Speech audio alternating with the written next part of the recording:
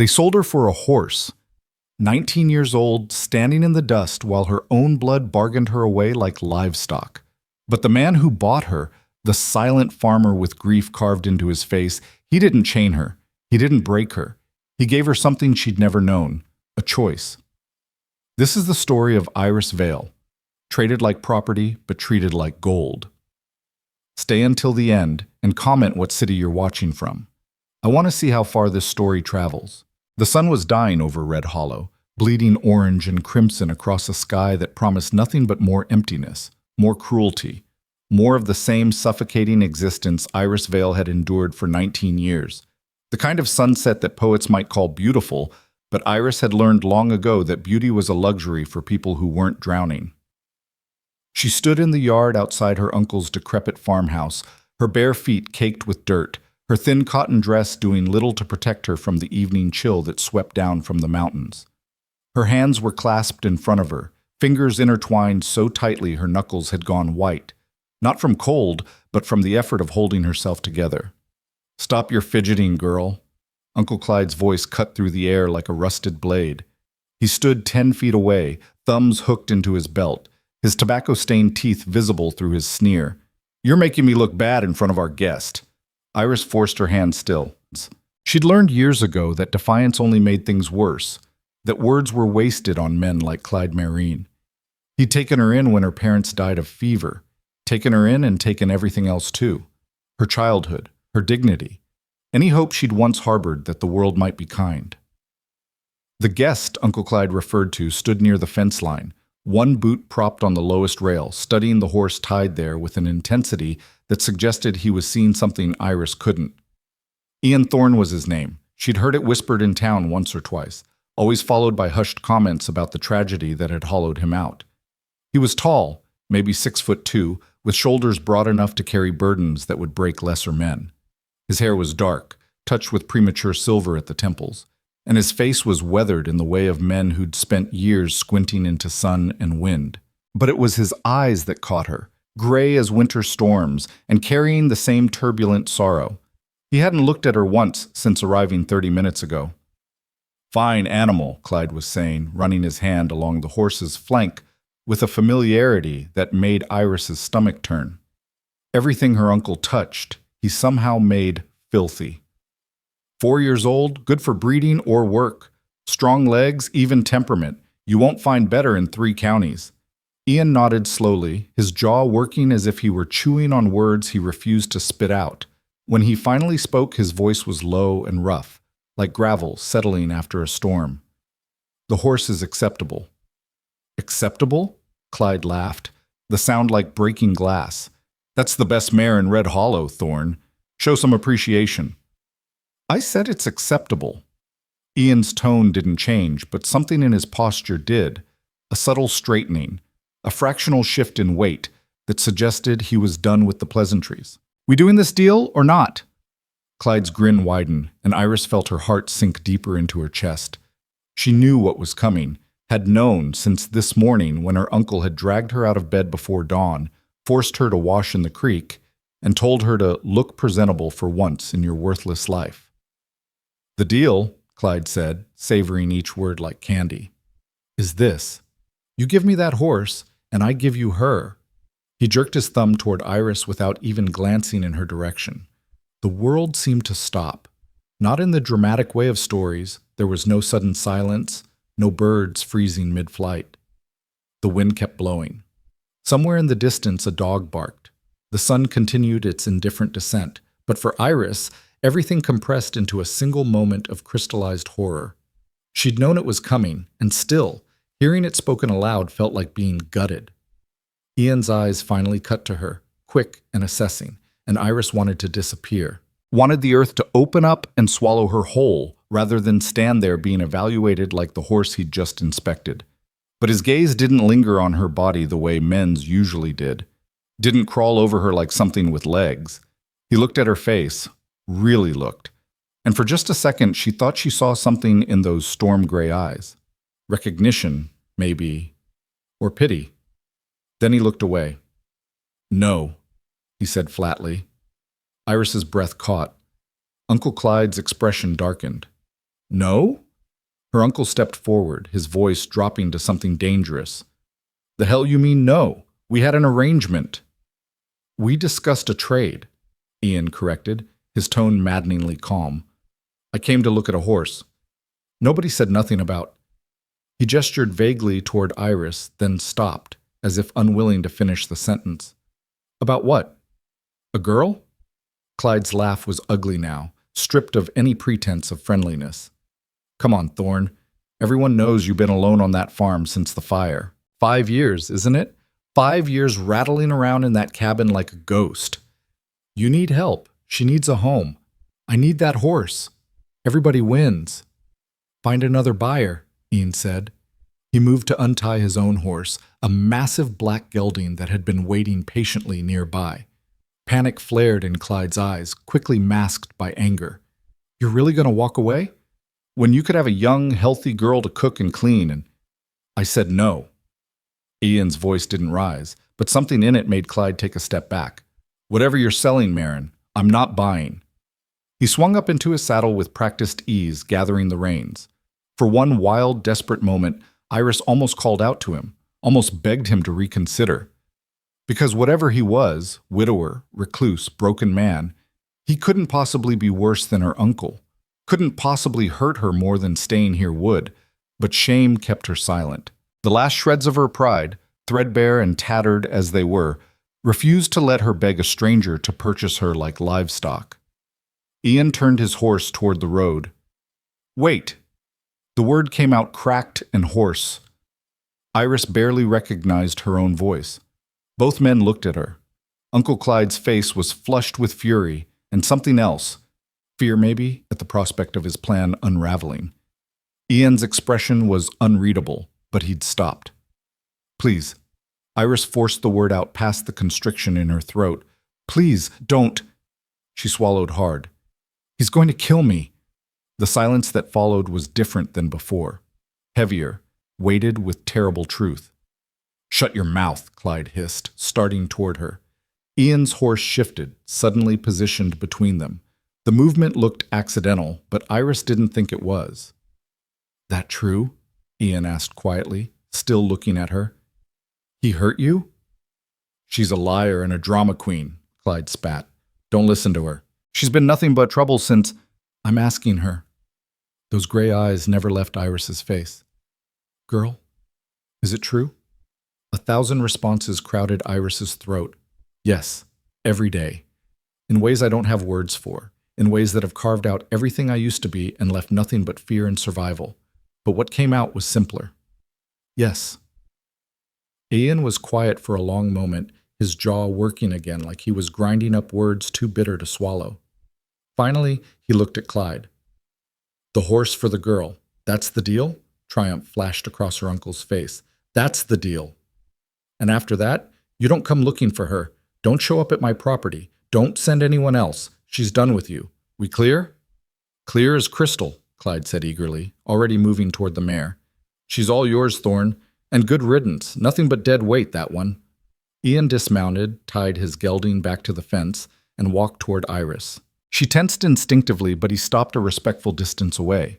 Up close, she could see the lines around his eyes, the gray threading through the dark hair at his temples, the scar that bisected his left eyebrow. He looked tired. Not sleepy tired, but soul tired, like he'd been carrying something heavy for so long he'd forgotten what it felt like to stand up straight.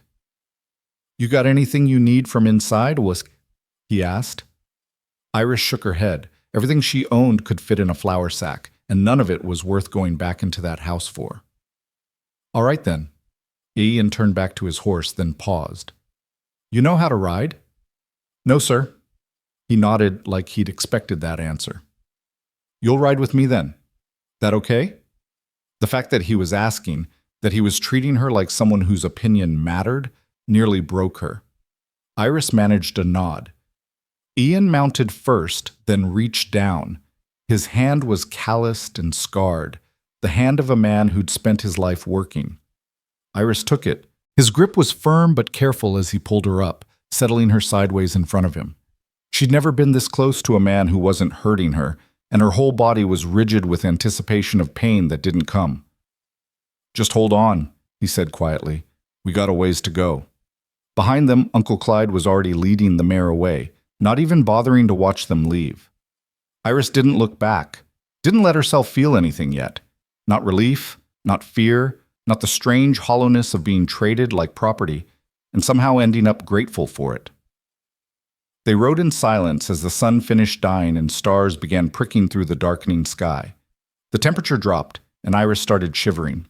Without a word, Ian shrugged out of his worn jacket and draped it around her shoulders. It smelled like wood smoke and leather and something else, something that might have been safety, though Iris barely remembered what that felt like. The ride took maybe 40 minutes, though it felt longer. They left the main road eventually, following a narrower path that wound up into the foothills.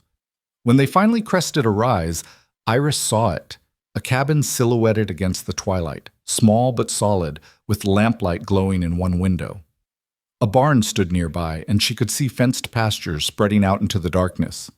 Ian guided the horse to the barn first, dismounting and helping Iris down before seeing to the animal. She stood awkwardly to the side, unsure what to do with her hands, while he removed the saddle and bridle with efficient, practiced movements. A massive gray stallion nickered from one of the stalls, and Ian paused to run his hand along the horse's neck. "This is Ghost," he said, glancing at Iris. "He's friendly enough, long as you don't come up behind him sudden-like." It was such a normal thing to say, such an ordinary piece of information, that Iris almost laughed. Almost. Nothing about this was normal. She'd been sold for a horse less than an hour ago. She had no idea what this man expected from her, what he'd demand in payment for this rescue that didn't feel like rescue yet, just a different kind of trap. When Ian finished with the horses, he led her toward the cabin. The porch creaked under their weight, and he paused at the door. "It's not much," he said, and there was something almost apologetic in his tone. "But it's warm and dry. You'll have your own room." He stopped, seeming to reconsider. "There's 2 bedrooms, mine and what used to be—" Another pause. "The other room. You'll take that one. I'll get a fire going." He pushed open the door and stepped aside, letting Iris enter first. The cabin was small, just like he'd said. One main room served as kitchen and living area, with a stone fireplace dominating one wall. A table with 2 chairs sat near the window. Everything was clean but bare, functional, not comfortable. The walls were unadorned except for a single shelf that held a few books and a small wooden box. It felt like a place where someone existed but didn't live, where the occupant was just marking time until something changed or ended. Ian moved past her to the fireplace, kneeling to build up the banked coals into proper flames. Iris stood near the door, still wrapped in his jacket, watching him work. The growing firelight painted his profile in gold and shadow, the strong line of his jaw, the bend of his neck, the concentration in his movements as he coaxed the fire to life. "Coffee?" he asked without looking at her. Yes, thank you." He stood, brushing ash from his hands. "Sit down. You look like you're about to fall over." Iris sank into one of the chairs, her legs suddenly weak now that she wasn't required to stand. She watched as Ian filled a battered pot with water from a pump at the sink, measured out coffee grounds with the same methodical care he'd shown with everything else. While the coffee heated, he opened a cabinet and pulled out bread, cheese, and what looked like dried venison. "You eaten today?" he asked. Iris couldn't remember. "I don't think so." Ian nodded and brought the food to the table, along with 2 tin plates. He cut slices of bread and cheese, arranged them with the meat, and pushed one plate toward her before settling into the other chair. They ate in silence, Ian staring into the middle distance while Iris tried not to wolf down the food, despite her stomach's protests. When had she last had a full meal? Days ago? Longer? The coffee was ready soon, and Ian poured 2 cups. The liquid was dark and bitter, but it was hot, and Iris wrapped her cold fingers around the cup gratefully. "Rules," Ian said finally, breaking the silence. Iris tensed. Here it comes, she thought. The conditions, the expectations, the price. "You work if you want to," he continued, still not quite looking at her. "There's plenty to do. Cooking, cleaning, mending, garden work when spring comes, but you don't have to. Not right away." He paused. "You got hurt. Probably need time to figure yourself out." "I can work," Iris said quickly. Too quickly. "I'm a good worker. I can—" I'm sure you can. Ian's voice was patient. But I'm saying you don't have to prove nothing. Not to me. Iris stared at him, trying to understand what kind of trick this was. Men didn't buy women because that's what he'd done, no point prettying it up, without expecting something in return. Your room is yours, Ian went on. There's a lock on the door if you want it. I won't bother you. Finally, he met her eyes, and his expression was serious. I know what this looks like. Know what you're probably thinking, but I didn't bring you here to... He stopped, jaw tightening. That's not what this is. Then what is it? The question came out sharper than Iris intended. Ian was quiet for a long moment. Honestly, I don't know. I saw you standing there looking like... He gestured vaguely, like you'd given up, and I thought about saying no and riding away, thought about it real hard. But then you said he was going to kill you, and... He exhaled roughly. I couldn't. That's all. I couldn't leave you there. So this is charity? Something defensive flared in Iris's chest. No. Ian's answer was immediate. This is... He searched for words. This is a trade. You need a place that's safer than what you had. I need... He stopped again, and when he continued, his voice was softer. I need to not live in a tomb anymore. Maybe having someone else here will help with that. Maybe it won't. But either way, you're not charity. You're not property. You're just here. Iris didn't know what to say to that. Didn't know what to do with kindness that came without visible strings. So she stayed silent, drinking her coffee, while the fire crackled and the wind picked up outside. Eventually, Ian stood. Come on, I'll show you the room. He led her through a door on the far side of the main room, down a short hallway. There were 2 doors, one closed, one open. Ian gestured to the open one. That's yours. Iris stepped inside. The room was small and plain, a narrow bed with a quilt, a chest of drawers, a single window that looked out toward the dark shapes of mountains. But it was clean, and the bed looked soft, and there was a candle on the windowsill. There's extra blankets in the chest if you get cold, Ian said from the doorway. And like I said, the door locks, from the inside. He produced a key from his pocket and held it out. Iris took it, their fingers not quite touching. The metal was warm from his body heat. Anything else you need? He asked. About 1,000 things, Iris thought. Safety, answers. Some guarantee that this wasn't just a prettier cage. But what she said was, no, this is fine. Thank you. Ian nodded. Try to get some sleep. We can figure out the rest tomorrow. He left, closing the door behind him. Iris stood frozen for a moment, listening to his footsteps retreat. Then the sound of him moving around the main room, banking the fire, washing the dishes, settling in for the night. Normal sounds, domestic sounds. Slowly she moved to the door and turned the key. The lock clicked into place with a soft snick that sounded like the loudest thing in the world. She pressed her palm against the wood, feeling how solid it was, how sturdy. A door that locked from the inside. A room that was hers. Something inside her chest cracked open, just a little. Iris turned back to the bed, pulled off Ian's jacket, and folded it carefully on the chest, then lay down fully clothed. The quilt smelled like cedar and lavender. Someone had stored it with sachets probably years ago. She pulled it up to her chin and stared at the ceiling, where shadows danced in the candlelight. She'd been sold today, traded for a horse like livestock. By all rights, she should be sobbing or screaming or breaking down completely. Instead, she felt numb, hollow. Like all the fear and pain and shame had finally filled her up so completely that there was no room left for new emotions. She was a vessel that had cracked and emptied, and now she was just waiting to see what, if anything, would pour in to replace what had leaked out. Outside, an owl called. The wind rattled the window. And somewhere in the cabin, Ian Thorne, the stranger who'd bought her freedom, or maybe just traded one prison for another, was settling into sleep. Tomorrow would bring answers, or more questions, or something worse than either. But tonight, Iris had a locked door and a warm bed. Tonight, that was enough.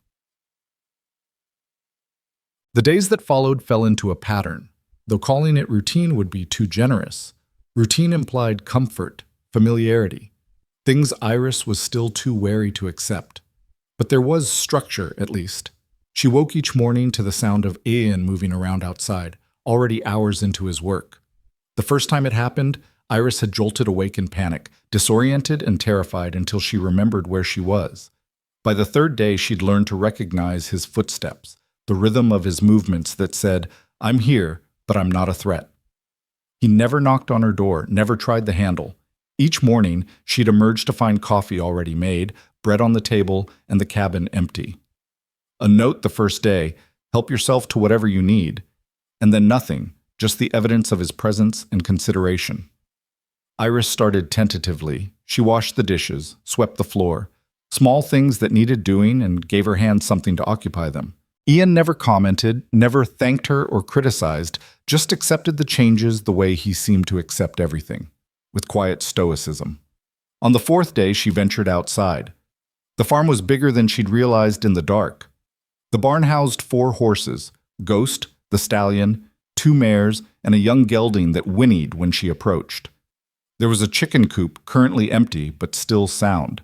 Fenced pastures stretched toward the tree line, and beyond that she could see the dark line of forest climbing into the mountains. Ian was in the far pasture, mending a section of fence. He glanced up when she emerged, gave a small nod, then returned to his work. No questions about why she'd come out. No demands that she help or stay inside. Just acknowledgement and then space. Iris walked to the edge of the porch and sat down, tucking her skirt around her legs. The sun was warm despite the autumn chill, and the air smelled clean, like pine and earth and growing things. No stink of liquor and unwashed bodies, no undertone of threat. She watched Ian work. His movements were efficient, practiced. This was a man who'd spent years doing everything himself, who'd learned to be self-sufficient out of necessity rather than choice. When he finished the fence, he moved to the barn, and Iris saw him lead Ghost out for what looked like exercise or training. The stallion was magnificent, tall and powerful, with a coat like smoke and eyes that held fierce intelligence. Ian worked him in a wide circle, speaking too quietly for Iris to hear the words, but communicating something through posture and patience. The horse responded, moving through what looked like complex maneuvers with remarkable grace. "He's beautiful." The words were out before Iris realized she'd spoken aloud. Ian paused, looking over at her with surprise, as if he'd forgotten she was there. "Yeah," he agreed. "He knows it too, proud as the devil." It was the most casual thing he'd said to her since that first night. Something about it made Iris brave. "Where'd you get him?" she asked. Ian ran a hand along Ghost's neck. "Bought him as a colt 7 years back. He stopped, and Iris saw his jaw tighten. "My wife wanted to breed horses, build it into something real. So I bought the best stock I could find." He was quiet for a moment. "Never got around to the breeding part." The mention of his wife hung in the air like smoke. Iris wanted to ask, wanted to understand what had happened, why this man lived alone in grief, but she swallowed the questions. She had no right to his story when she'd barely shared her own. Instead, she said, "Can I help?" Ian looked at her, really looked like he was measuring something. "You know anything about horses?" "No." Iris stood, brushing off her skirt. "But I can learn." Something flickered in his expression, not quite a smile, but close. "All right then. Come here." He spent the next hour teaching her basic things. How to approach a horse without spooking it. Where to stand. How to read their body language. The way to offer treats. Apple slices from the cold cellar. Flat-palmed so fingers didn't get mistaken for food. Ghost tolerated her with patient condescension, while the younger gelding, a bay Ian called Copper, seemed delighted by the attention. "He's just a baby still," Ian explained, watching Copper nuzzle Iris's shoulder. 3 years old. Still thinks everything is a game." Iris found herself smiling, actually smiling, as the horse lipped at her hair. "He's sweet." "He's a nuisance," Ian said, but there was affection in his voice. "But yeah, sweet too." They worked together companionably until early afternoon when Ian declared it time for a break. Back in the cabin, Iris made more coffee while Ian washed up at the pump. They ate cold leftover venison and bread, sitting at the table that was beginning to feel less like a barrier and more like a shared space. "Tomorrow I'm riding into town," Ian said abruptly. "Need supplies. You can come if you want, or stay here. Your choice." Iris hesitated. The thought of town, of people staring, whispering, knowing she'd been bought, made her stomach clench. But staying alone felt worse somehow, like admitting she was still scared. "I'll come," she heard herself say. Ian nodded.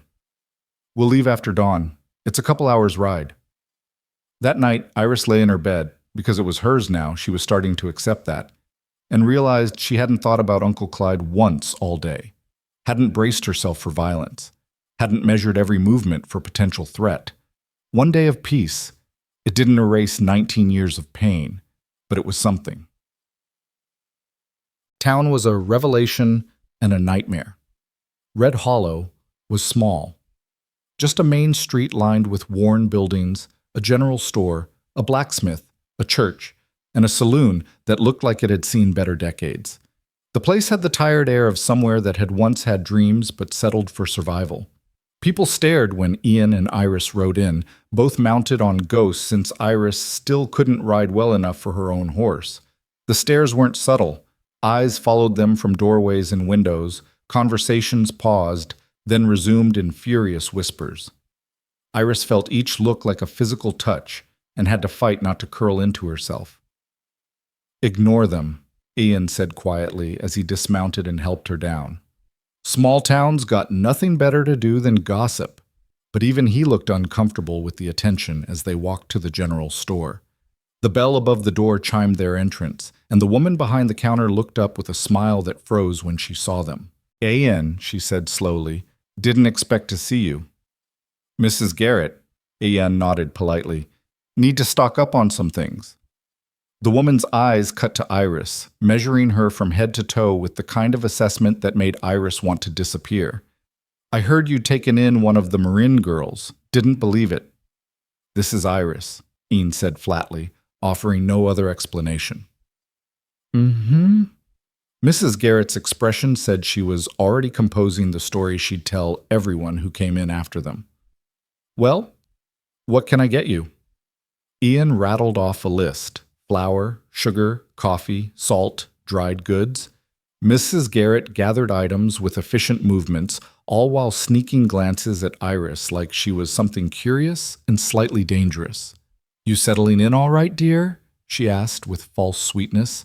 Before Iris could answer, Ian cut in. "She's fine."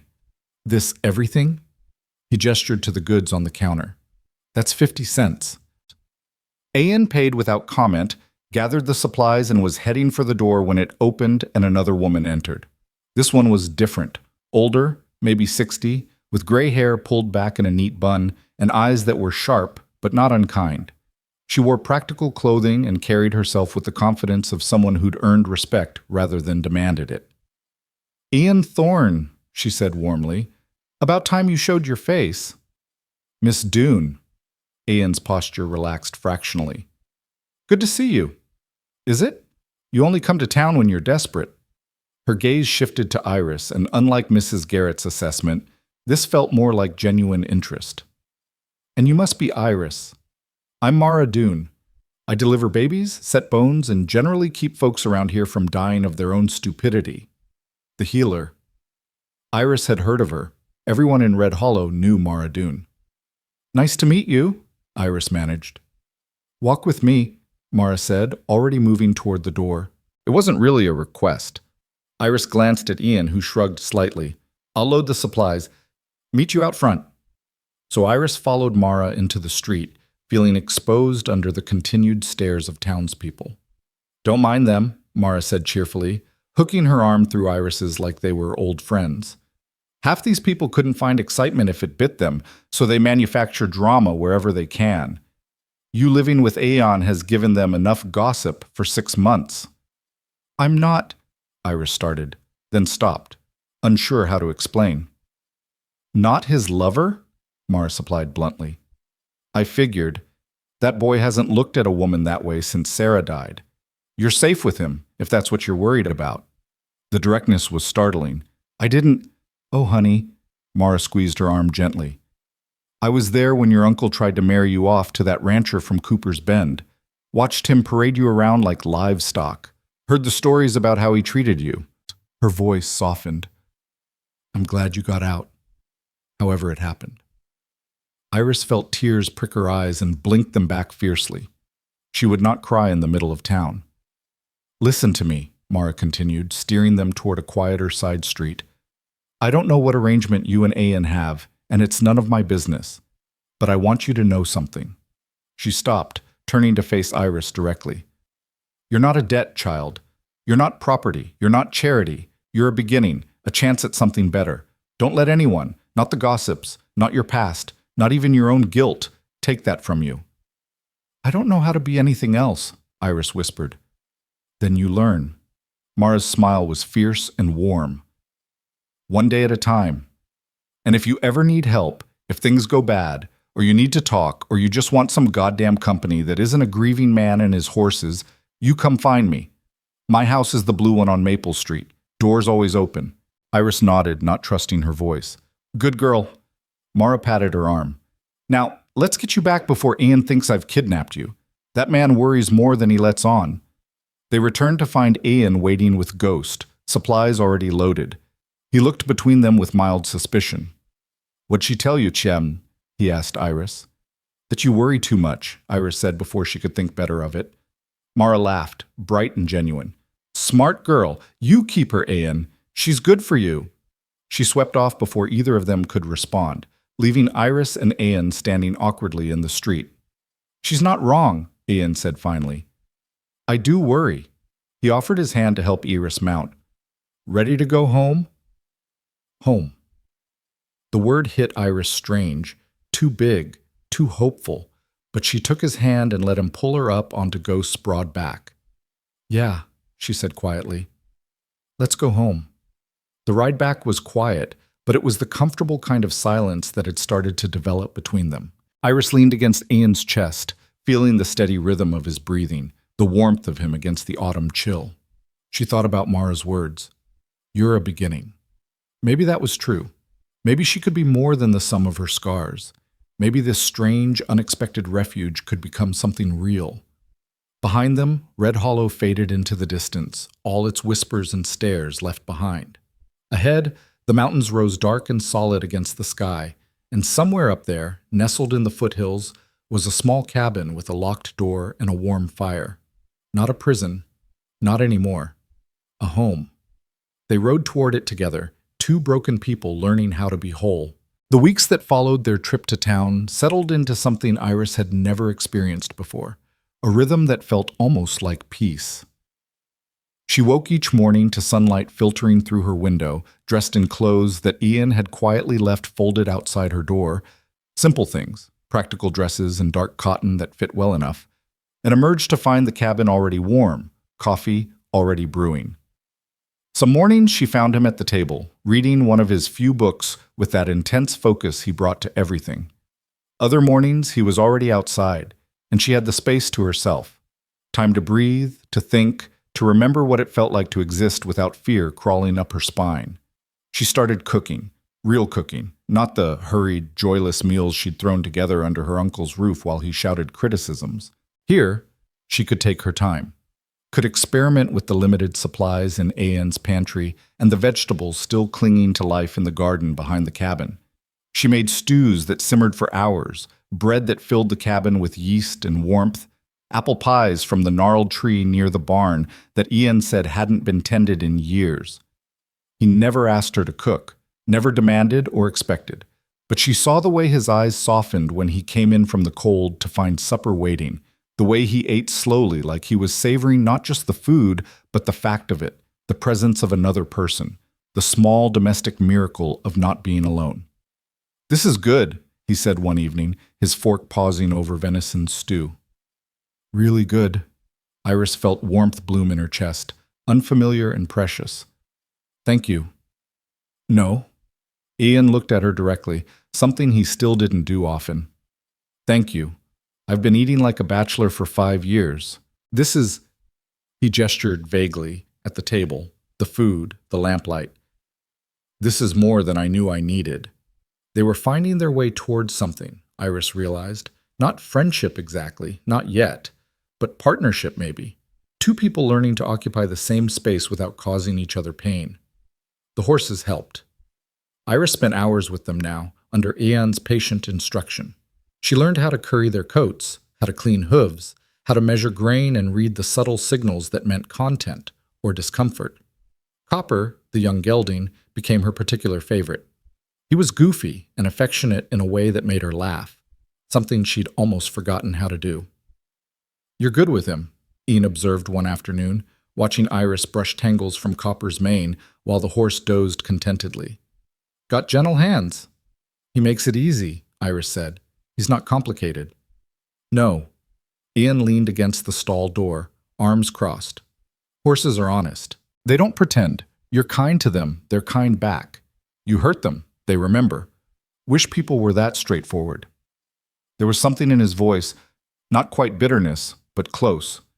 Iris glanced at him, saw the way his gaze had gone distant, fixed on something only he could see. "Your wife," she said quietly. "Sarah. She liked horses?" Ian was silent so long Iris thought he wouldn't answer. Then, "Yeah. She loved them, said they were the only creatures in the world with sense enough not to lie." He paused. "She grew up on a ranch in Montana, could ride before she could walk, or so she claimed. When we married, she made me promise we'd build something together. A real horse farm, breeding stock, training them proper." His jaw worked. "We had 5 years. Got the land, built the barn, bought Ghost and the mares, then—" He stopped. The silence stretched thin and fragile. "The fire," Iris supplied softly. She'd heard whispers in town, fragments of tragedy. "The fire."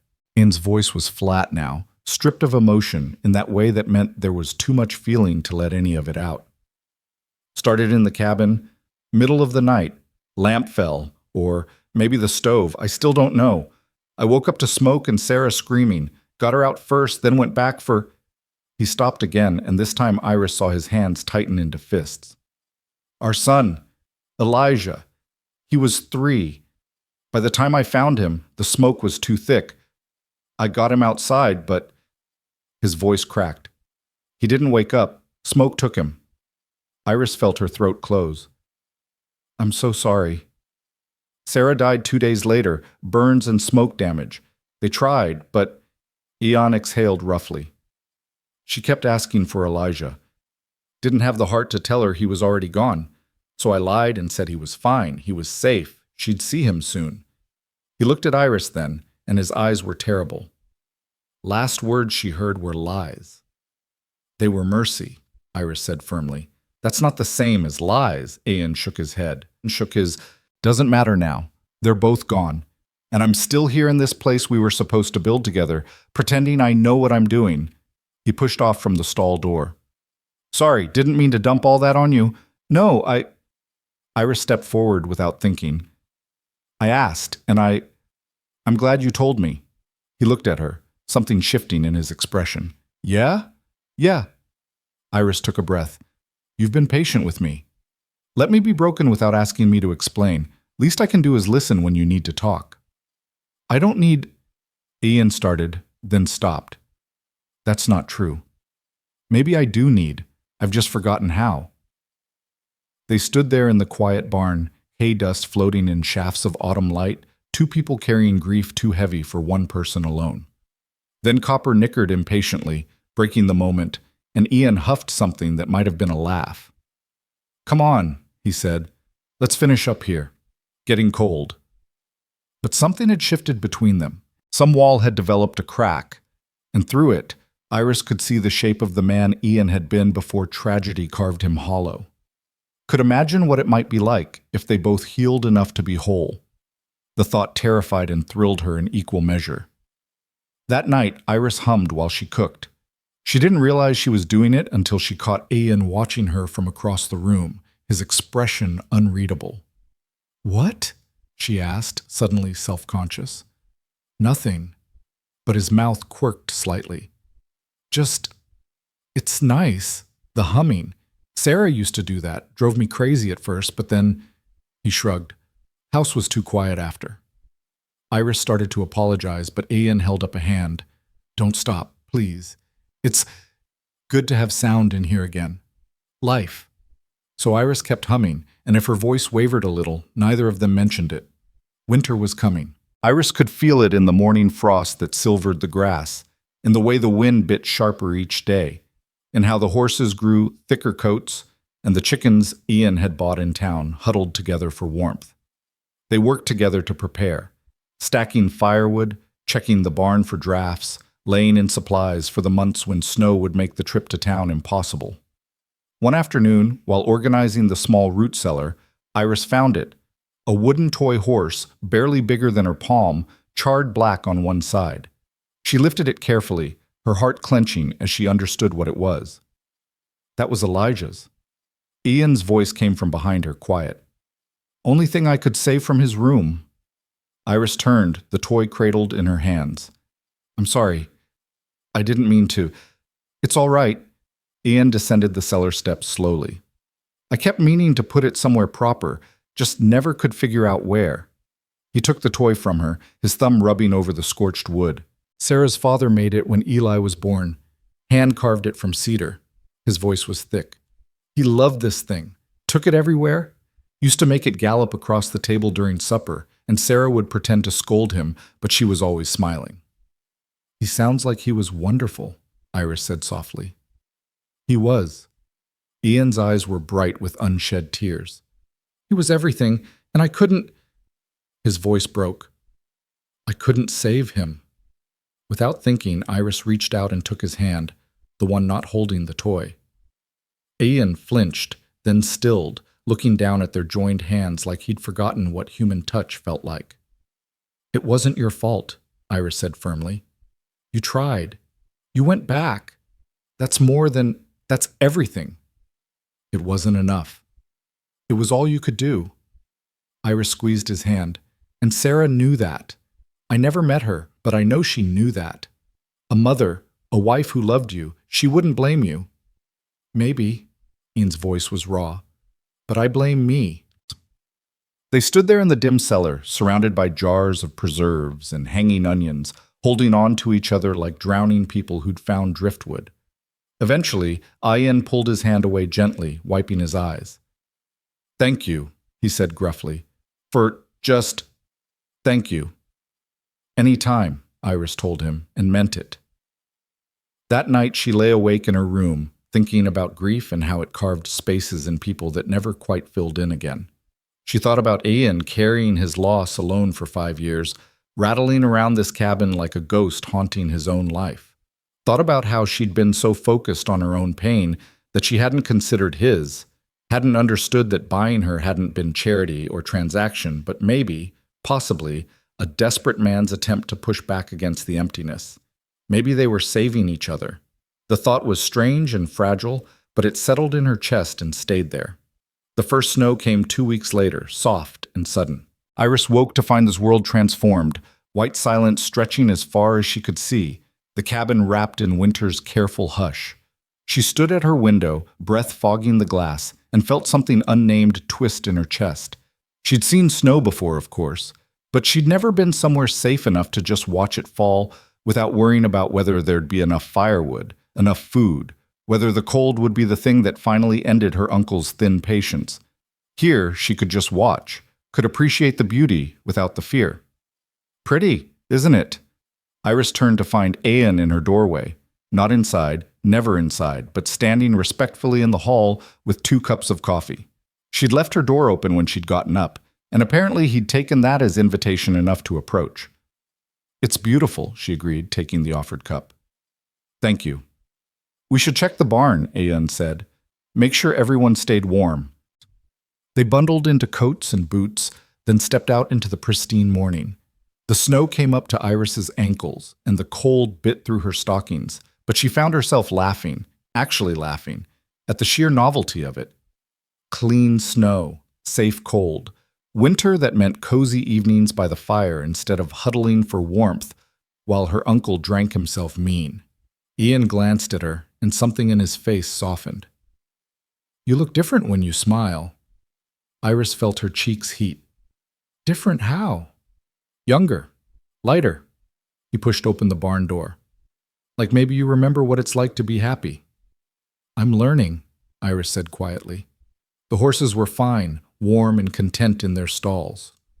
Ghost huffed at them imperiously, offended by the snow on their coats, while Copper immediately tried to eat Ian's hat. They worked together in comfortable silence, feeding and watering, checking hooves and blankets. I've been thinking, Ian said as they finished up, about getting more chickens in spring, maybe some goats.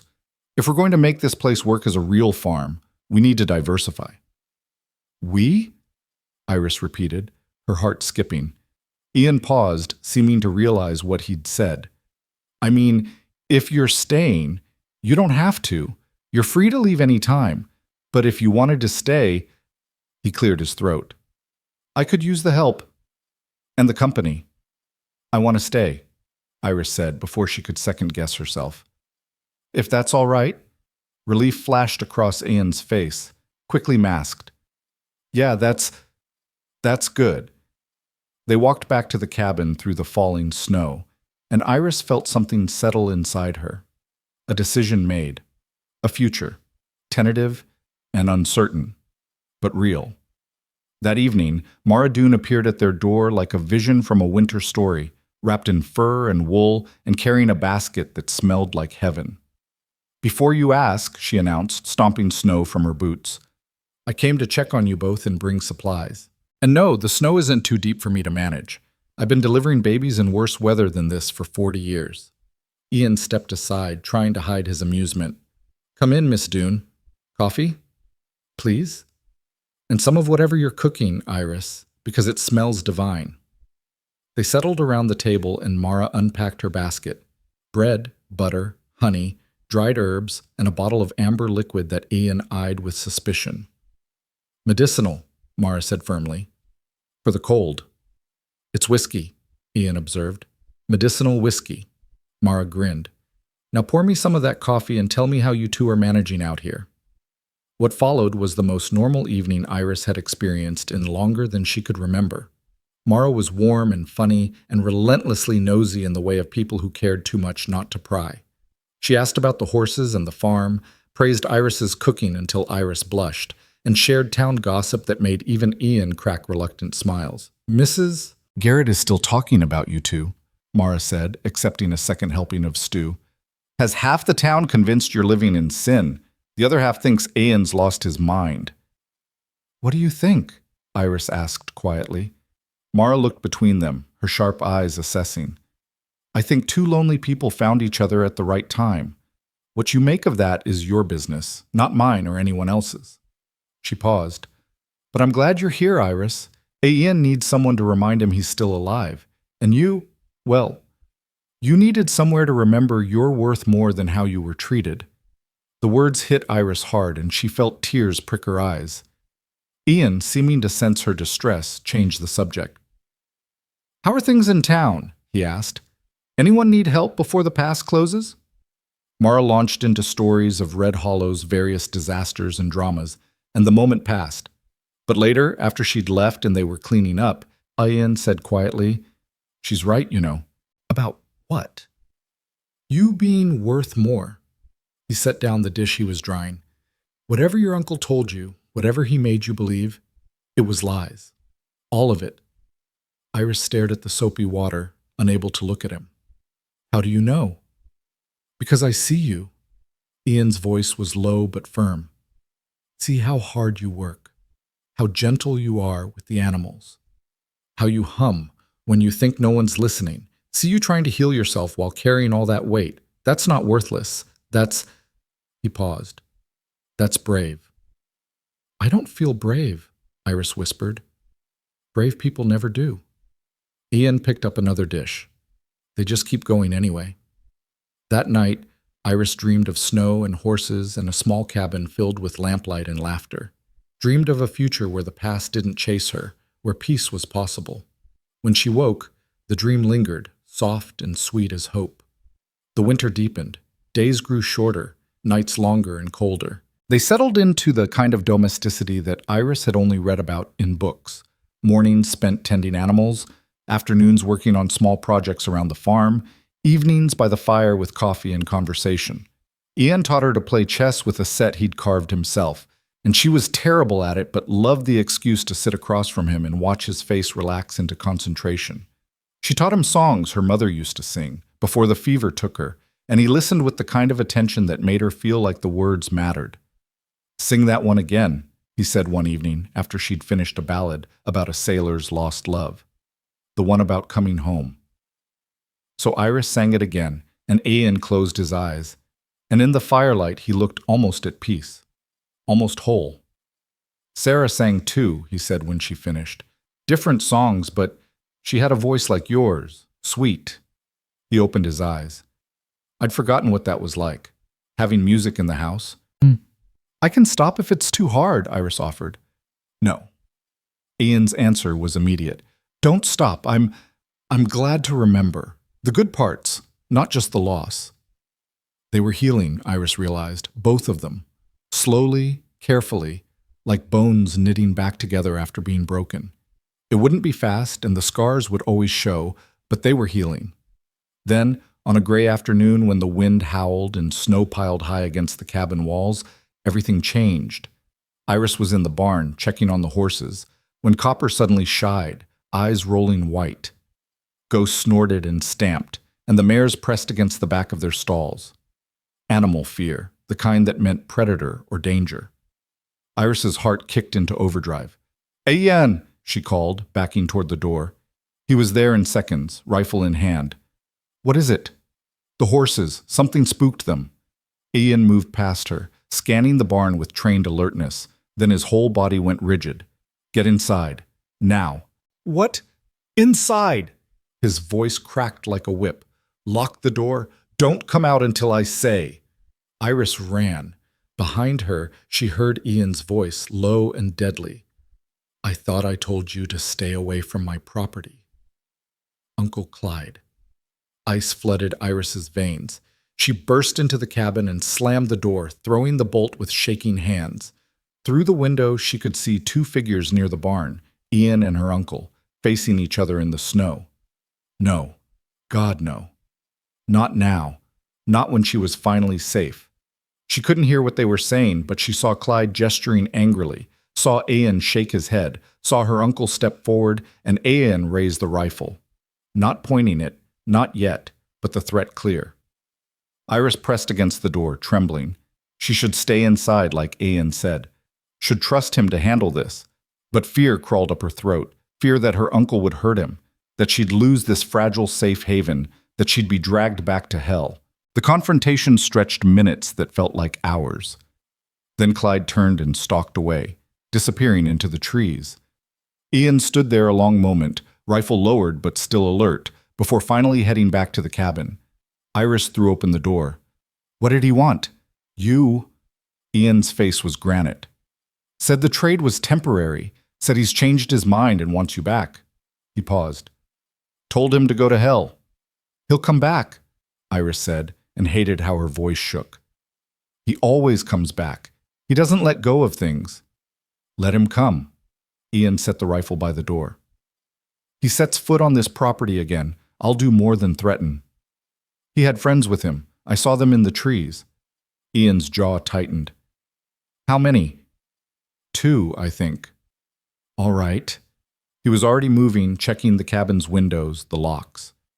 "We prepare. Extra ammunition, watch in shifts if we need to. But Iris?" He caught her shoulders gently. "Look at me. He's not taking you. I don't care what he thinks he's owed. You're not going back there." "Why?" The question burst out of her. "Why do you care? You barely know me. I was just a transaction." "No." Ian's grip tightened slightly. "You were never just a transaction. You were—" He struggled for words. "You were someone who needed help, and now you're—" He stopped, something vulnerable crossing his face. "Now you're someone I can't imagine not being here, all right? So we protect this. We protect you. Whatever it takes." Iris stared at him, at this broken, grieving man who'd somehow decided she was worth defending, who'd given her safety and space and the first real kindness she'd known in years, who looked at her now like she mattered. "Okay," she whispered. "Okay." They spent the rest of the day preparing. Ayan showed Iris how to load and fire the rifle, though she prayed she'd never need to use it. They checked supplies, made sure they could barricade if necessary. When night fell, they sat by the fire, both too keyed up to sleep. "Tell me something," Ayan said suddenly. "Something about before your uncle." Iris hesitated, then said, "My mother used to braid flowers into my hair in summer. We had a garden, nothing fancy, just wildflowers and herbs. She said beauty mattered even when everything else was hard." Her throat tightened. "She died when I was 12. My father followed 6 months later. That's when Uncle Clyde took me in." "And he hurt you?" It wasn't a question. "Every day." The words came easier now. Never in ways that showed much. Bruises where clothes covered them. Words that cut deeper than any hand. He said I was a burden, said I should be grateful he didn't just leave me to starve. After a while, I believed him. "He's a liar and a coward," Ian said flatly. "And if he comes back, I'll make sure he knows what happens to men who hurt children."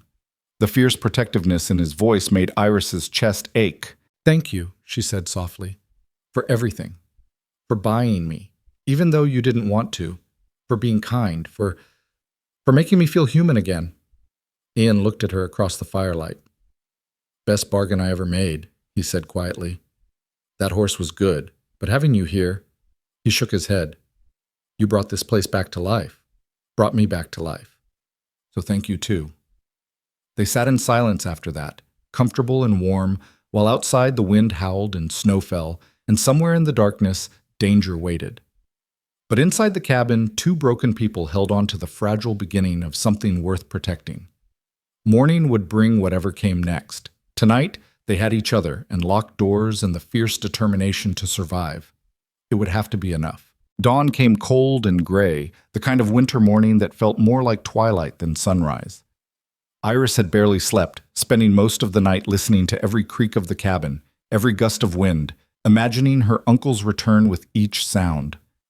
When she finally emerged from her room, she found Ayan already awake, sitting at the table with his rifle across his lap and dark circles under his eyes that said he hadn't slept at all.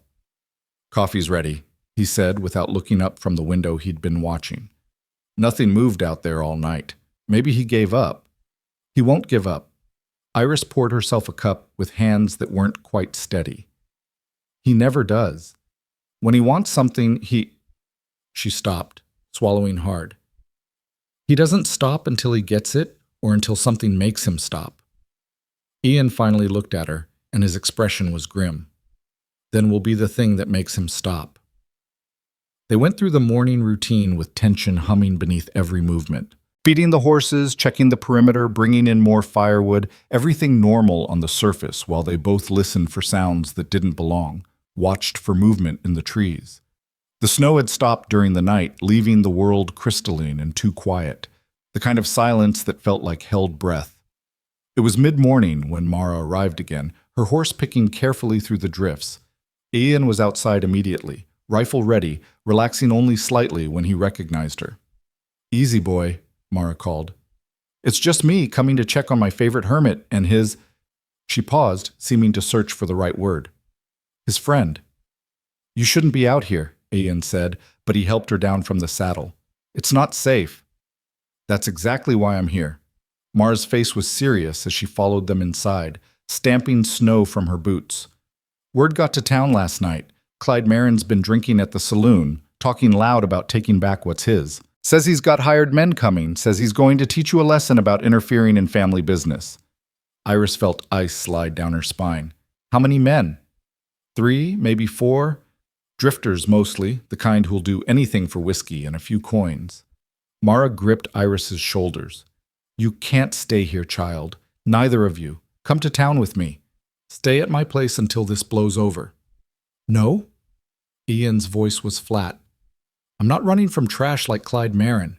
This is my land, my home. He wants to come here, let him, but he's not taking her." "Ian, be reasonable. I am being reasonable." He moved to the window, scanning the tree line. "Out here, I know every rock and hollow, every approach. In town, we'd be exposed, vulnerable. Here, I can defend what's mine. She's not yours to defend, Mara said sharply. She's her own person. I know that. Ian's jaw tightened. But she's under my protection. I made that choice when I brought her here. I'm not backing down now. Iris found her voice. What if we went to the law? The Sheriff Dawson is 63 years old and scared of his own shadow, Mara interrupted. He won't go against Clyde, not when Clyde's got armed men with him. The law in Red Hollow is whatever men with guns say it is. Then I'll be the law, Ian said quietly, and something in his tone made both women look at him. I've fought before. Know how to handle myself.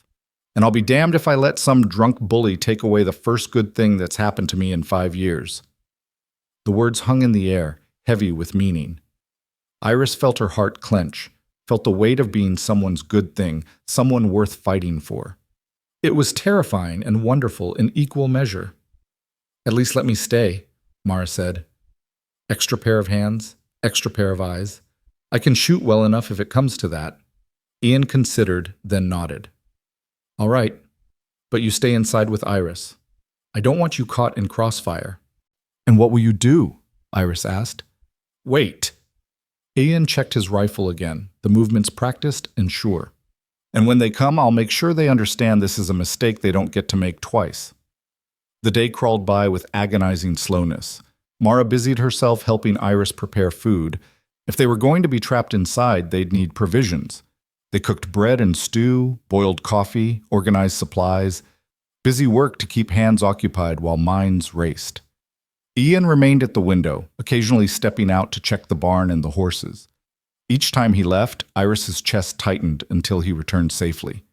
She tried not to think about what might happen if her uncle actually came with armed men. Tried not to imagine Ian bleeding in the snow. Tried not to picture being dragged back to hell. Stop, Mara said gently, catching Iris's hands before she could shred another dish towel with nervous fidgeting. You're going to worry yourself sick. How can I not worry? This is my fault. If you hadn't come here, you'd be dead or broken under Clyde's roof, Mara interrupted firmly. Don't you dare take responsibility for that man's cruelty. He's the villain in this story, not you. But Ian is a grown man making his own choices, and from what I see, they're good choices. Mara smiled slightly. He's been half dead since the fire, walking around, working, breathing, but not really living. You changed that, gave him something to care about besides grief and guilt. That's worth protecting, child. Iris looked across the room to where Ian stood silhouetted against the window, broad-shouldered and solid. A man who'd lost everything and somehow found strength to defend someone else's nothing. I care about him too, she whispered. Is that wrong, after everything? There's nothing wrong with caring. Mara squeezed her hand. Love doesn't follow rules or timelines. It just is. I didn't say love, Iris protested weakly. Mara's look was knowing. You didn't have to. Afternoon faded into evening. They ate dinner in tense silence, barely tasting the food. Ian insisted on doing another perimeter check as darkness fell, and Iris watched from the window, heart in her throat, until he returned. Nothing yet, he reported. But they'll come. Maybe not tonight, but soon. Clyde's not patient when he's been drinking. How do you know he's been drinking? Iris asked. He's always drinking. Ian settled back by the window. Men like him need it, liquid courage to do the things sober shame won't let them. They took shifts through the night. Mara dozed in one of the chairs, but Iris couldn't sleep, so she sat with Ian, watching the moonlight paint silver across the snow. The silence between them was comfortable despite the circumstances, the companionship of two people who'd learned to exist in the same space without needing to fill it with meaningless words. Tell me something, Iris said softly, not wanting to wake Mara. About when you were young, before all the sadness. Ian was quiet for a moment. I grew up in Kansas, farm country. Had 2 brothers and a sister. We were poor but happy, you know? The kind of poor where you don't realize it because everyone has enough to eat and nobody's mean about it. He paused. My father taught me to shoot when I was 8. Said a man should know how to protect what matters. What happened to them? Your family? Still in Kansas, far as I know. We fell out of touch after I married Sarah and moved west. They didn't approve, thought I was too young, thought she was too wild. Maybe they were right. His voice was wistful. Haven't written in years. Don't know if they'd even remember me now. You should write to them, Iris said. Family is, even when it's complicated, it's something. Your family hurt you. My uncle hurt me. My parents loved me. There's a difference. Iris pulled her shawl tighter. I'd give anything to have them back, even for a day, to tell them I turned out all right, that I survived. Ian looked at her, something soft in his expression. You did more than survive. You're thriving. Maybe not yet, but you will. How do you know? Because you're strong, stronger than you think. He hesitated, then added quietly, and you're not alone anymore. The words settled warm in Iris's chest, a promise and a truth. They sat together in the lamplight, two souls learning to be whole. The attack came at dawn on the third day. Iris woke to the sound of gunfire, sharp cracks that shattered the frozen morning.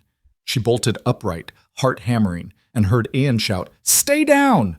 Mara was already moving, pulling Iris away from the window. More shots, the sound of splintering wood. Through the window, Iris could see three figures approaching through the trees, rifles raised. Her uncle wasn't with them, coward that he was. He'd sent others to do his violence. Ian fired back from the doorway, and one of the men went down with a scream. The other two scattered, taking cover behind trees. For a moment, there was silence, except for the wounded man's moaning. You boys made a mistake, Ian called out. Turn around now, and you can still walk away. Marin paid us good money, one of them yelled back. Says you got something belongs to him. Nothing here belongs to Clyde Marin. Another shot, this one hitting the doorframe inches from Ian's head.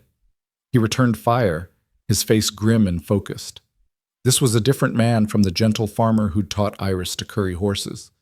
This was someone who'd seen violence before, who knew how to survive it. The barn, Iris gasped, seeing smoke. They're trying to burn the barn. Ian swore viciously. The horses, you can't go out there, Mara said, grabbing his arm. That's what they want, get you in the open. But the barn was catching now, flames licking up the dry wood. Inside, Iris could hear the horses screaming in terror, Ghost's distinctive whinny, Copper's panicked neighing. I have to. Ian shook off Mara's grip. I won't lose them too, not again. Then I'm coming with you, Iris said, already moving toward the door. No, those horses trust me. I can get them out faster. She met his eyes. We do this together or not at all? Ian stared at her for one long moment, then nodded sharply. Stay low, move fast, get Ghost first. He'll trample anyone who gets in his way. Mara, cover us. Mara took the rifle with steady hands. On 3. 1, 2, 3. They burst from the cabin in a dead run. Gunfire erupted immediately, bullets kicking up snow around their feet. Iris's world narrowed to the barn ahead, to the sound of her own ragged breathing, to Ian's solid presence beside her. Something tugged at her sleeve, too close, but she didn't stop. They hit the barn at full speed, smoke already thick inside. The horses were in full panic, rearing and kicking against their stalls. Ian went for Ghost while Iris ran to Copper, fumbling with the latch while the young gelding screamed. Easy, easy, it's me, she gasped, finally getting the door open. Copper nearly trampled her in his rush for the exit. Behind her, she heard Ian struggling with Ghost, the stallion too frightened to recognize friend from foe. Iris, get out! Ian shouted over the roar of flames. Not without you!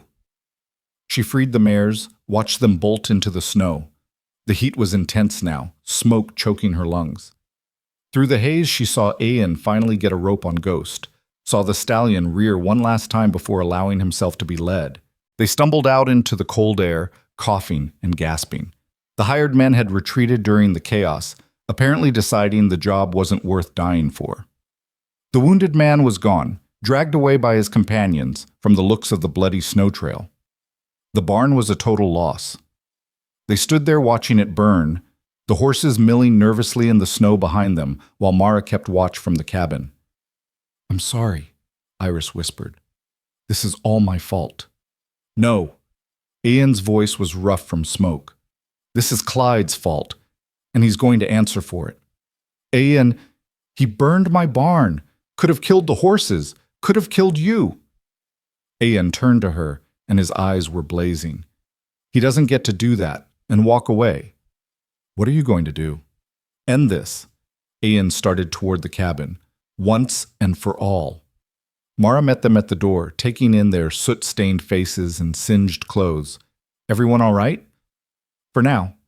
Ian reloaded his rifle with quick, practiced movements. But this ends today. Mara, stay with Iris. Keep her safe. Where are you going? Iris demanded. To Red Hollow, to have a conversation with your uncle. You can't. He'll have more men. I don't care. Ian's face was set like stone. He came to my home, threatened someone under my protection, burned my property. That's not something I forgive or forget. Then I'm coming too. Iris grabbed her coat. If you're ending this, I should be there. Absolutely not. She's right. Mara's voice was quiet but firm. This started with her. She deserves to be there when it ends. Ian looked between them, jaw working. Finally, he nodded. All right, but you stay behind me, and if I say run, you run. Understood? Understood, Iris lied. They left within the hour, the horses rounded up and secured in a makeshift corral. The ride to town was tense and silent, both of them scanning the trees for ambush. But the forest remained empty, the attackers apparently having had enough for one day. Red Hollow was quiet when they arrived, most folks still inside their homes. The few people on the street stopped to stare as Ian and Iris rode past, taking in their appearance. Soot-stained, grim-faced, dangerous. Where's Clyde Marine? Ian asked a man standing outside the general store. The man paled. Saloon, I think. But Ian... They didn't wait for whatever warning he was offering. The saloon was dim and reeking of stale beer and cigarette smoke. Half a dozen men lounged at various tables, conversations dying as Ian entered with Iris close behind him. Uncle Clyde sat at the bar, a half-empty bottle in front of him. He turned at the sudden silence, and his face went through a rapid series of expressions: surprise, anger, fear, then a calculated smirk. Thorne, come to apologize? No. Ian crossed the room in long strides. Come to make sure you understand what happens next. And what's that? Clyde's voice was mocking, but Iris could see his hand shaking as he reached for his glass. You leave, tonight. Pack whatever trash you call possessions and get out of Red Hollow, out of this county, out of this territory if you're smart. Clyde laughed, the sound ugly and sharp. Or what? You'll shoot me? In front of witnesses? If I have to. Ian's voice was perfectly calm. But I'd rather just beat you within an inch of your life and let the law handle the rest. Arson, attempted murder, trespassing with intent to harm. That's enough to hang you, even in Red Hollow. You can't prove nothing. The 3 men you hired already ran. One's wounded, probably dying. You think they're going to protect you when the law comes asking questions? Ian leaned forward. You're done, Marin. Only question is whether you leave vertical or horizontal. Clyde's eyes darted to Iris, and hate twisted his features. This is your fault, you little... Iris stepped forward before she could think better of it. No, this is yours. You hurt me for 7 years, made me think I was worthless, made me wish I was dead. Her voice shook but held. But I survived you. I got free. And now you're the one who's trapped, because everyone in this room knows what you are. A coward who beats children and hides behind hired guns. The silence that followed was absolute. Every man in the saloon was watching, and Iris could see judgment in their faces. Maybe they'd looked the other way before, but this public confrontation, this open accusation, this they couldn't ignore. Clyde surged to his feet, hand going for his belt, but Ian was faster, rifle coming up in one smooth motion. Don't. One word, soft as snow, sharp as broken glass. For a long moment, no one moved. Then Sheriff Dawson pushed through the saloon doors, looking harassed and frightened but determined. What's all this? He demanded in a quavering voice. Sheriff? Ian didn't lower the rifle. You need to arrest Clyde Marine, hired men to attack my property, burn my barn, and assault me and mine. Got witnesses and evidence. That true, Clyde? The sheriff asked. He's lying. We got smoke in our lungs and bullet holes in my door frame that say different, Ian interrupted. And if you don't do your job, Sheriff, I'll make a formal complaint to the territorial marshal. See how that goes for you. Dawson's face went gray, but he drew himself up. Clyde Marin, you're under arrest. Come peaceful or don't, but you're coming. What happened next was chaos. Clyde threw his bottle at the sheriff and lunged for the door. Ian moved to intercept, and suddenly they were grappling, crashing into tables. Iris screamed as Clyde pulled a knife, watched in horror as it arced toward Ian's ribs. But Ian was ready. He caught Clyde's wrist, twisted hard, and the knife clattered to the floor. Then he drove his fist into her uncle's face once, twice, 3 times. Clyde went down like a felled tree, blood streaming from his nose. Ian stood over him, breathing hard. Stay down. Clyde stayed down. The sheriff and 2 other men hauled Clyde to his feet, clapping him in irons. As they dragged him toward the door, he spat blood and fixed Iris with a venomous glare. This ain't over, girl. You're still mine. She was never yours. Ian's voice cut through the threats like a knife. And if I ever see you near her again, jail won't save you. Nothing will. We clear? Something in Ian's eyes must have convinced Clyde, because he went quiet, letting himself be dragged away. The saloon erupted in conversation the moment the door closed, but Iris barely heard it. Her ears were ringing, her whole body shaking with adrenaline and relief and terror. Ian turned to her, and his expression softened. You all right? Iris nodded, then shook her head, then burst into tears. All the fear and pain and relief came pouring out in great gasping sobs. Ian pulled her against his chest, one hand cradling the back of her head while she shattered in the safety of his arms.